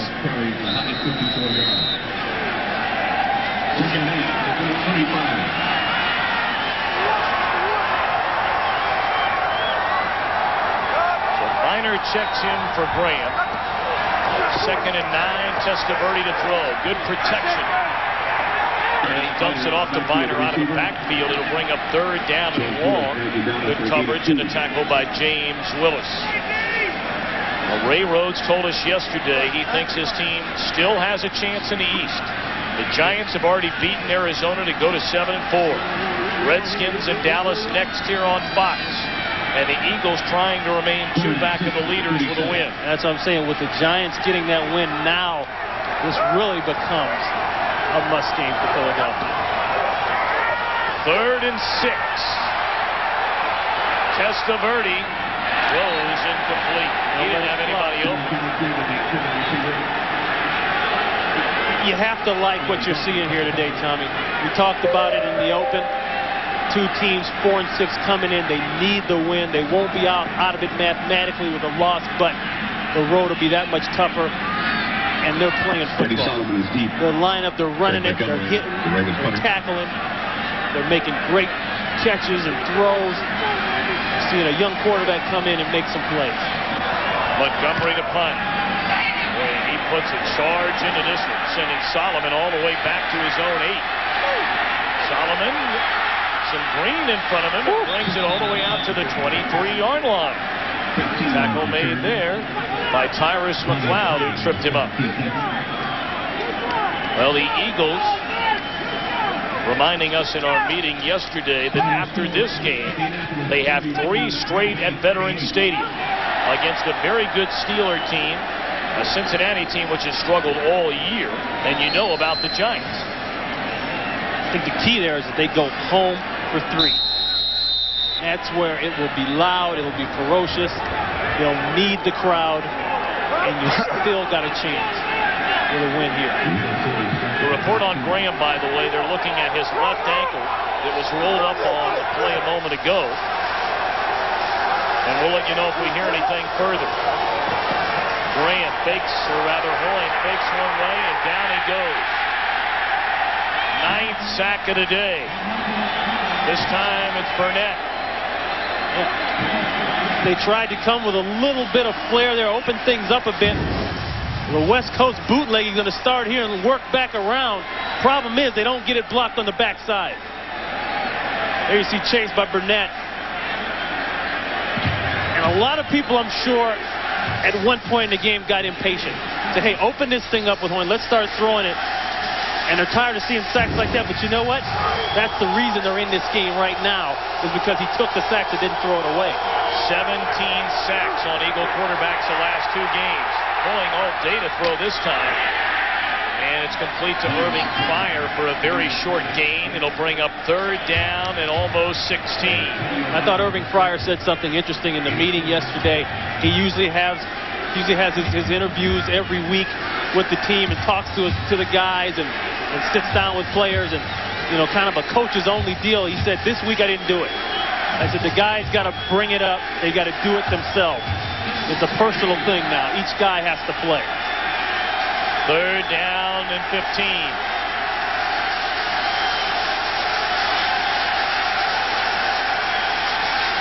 Hoying a deep drop. He's in trouble, escapes it for the time being. It throws in and out of the hands of Fryer, and he never had it. They're calling it an incomplete pass. It looked momentarily like Fryer had the ball and then had it taken away by Langham.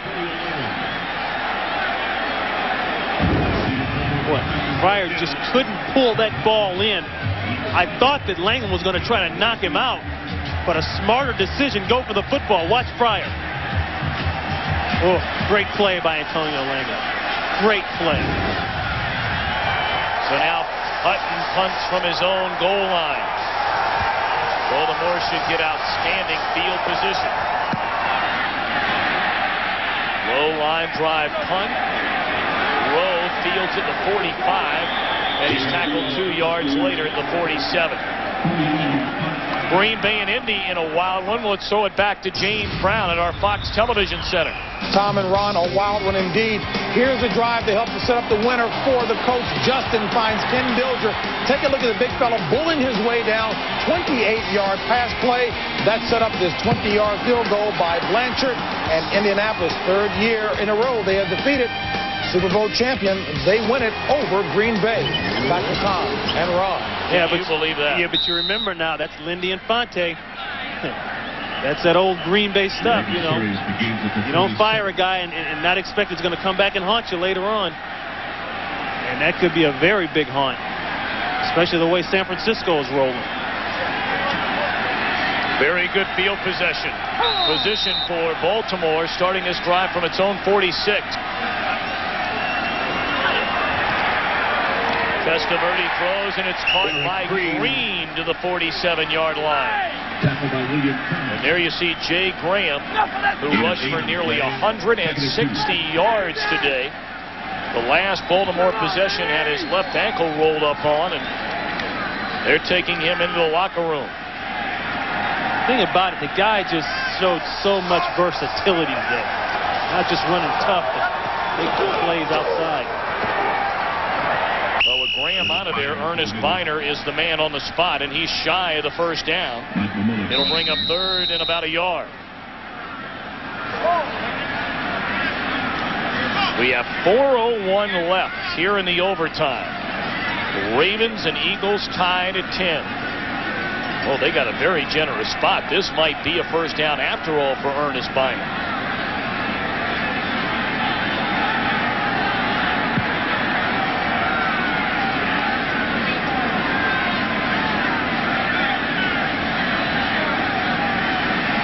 Yep, he's got it.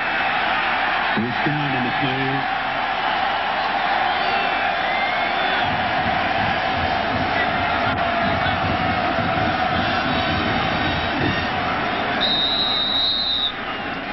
First down, Baltimore at the Philadelphia 44-yard line. And the clock rolling now under 4 minutes.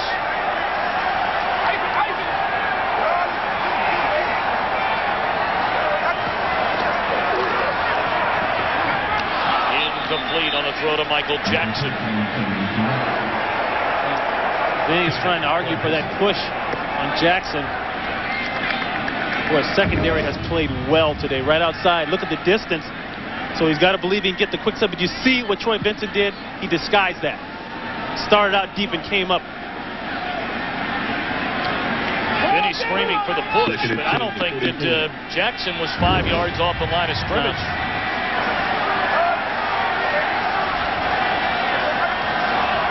Second and 10.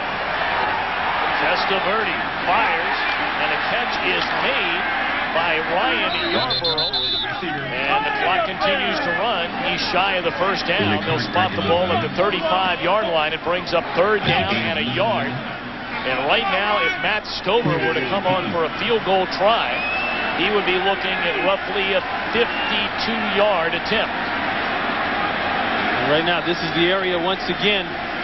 Emmett Thomas, the defensive coordinator, is going to think about tightening it up, getting some heat. Showing him a little something different.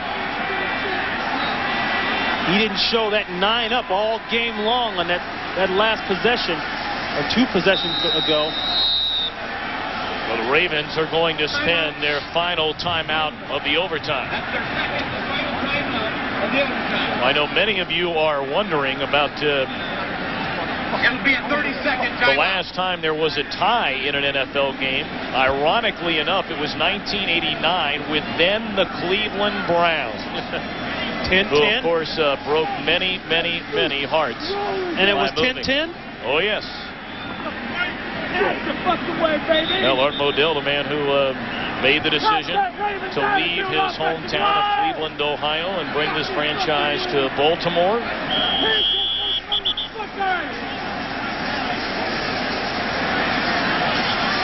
Boy, how many 3rd and 1s have we seen? How many 4th and 1s and 2s have we seen today? 2:54 left in the overtime. This is all about the guys in the pit. Biner. Second effort, very, very close depending on the spot. It all depends on the spot. And if that is the spot where they're putting it, he appears to be inches short. You know, when the opposing team can't even call it, they're usually the first ones to say they've got an injury down. Stover has already been sent out onto the field. Down for Philadelphia, who made a huge play earlier in the game, the rookie out of Texas A&M, Edward Jasper.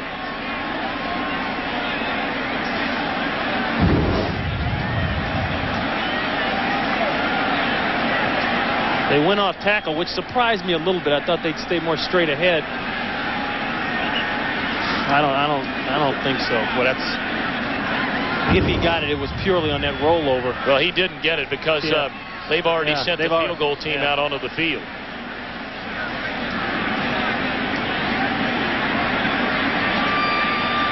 Stover will have the wind at his back.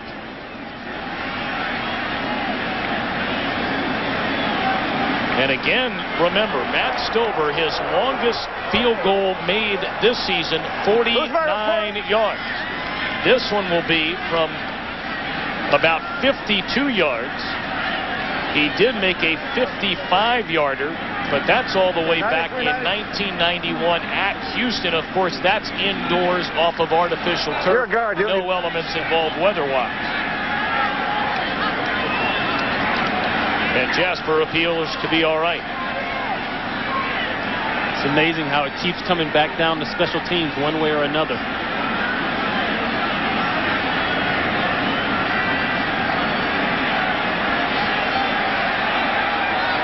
Montgomery will hold, and he will take a knee at the 42.5, 43-yard line.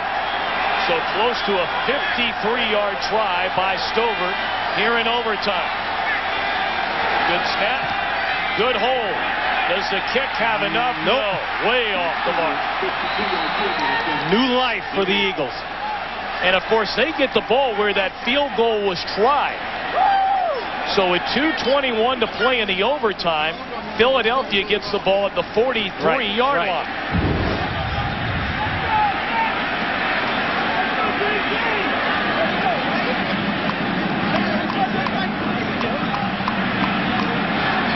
Line drive, wide right.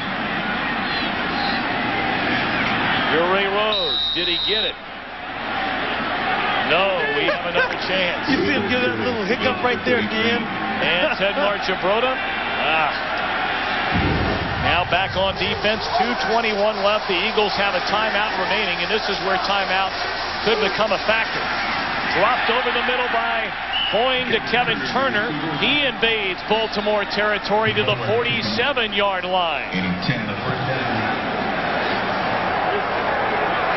And they're content to let it run down. They're going to let it go. Well, in essence, they very much hold on to that other timeout. Boniol continues to loosen up. 2 minutes left in overtime. We're tied at 10. Philadelphia and Baltimore tied at 10. 2 minutes remain in overtime. The Eagles have the ball at the 46-yard line. Chris Boniol, the Philadelphia kicker, signed as a free agent away from Dallas, will get a chance perhaps to win this one for the Eagles. And then everybody can stay settled in and watch the Redskins and the Cowboys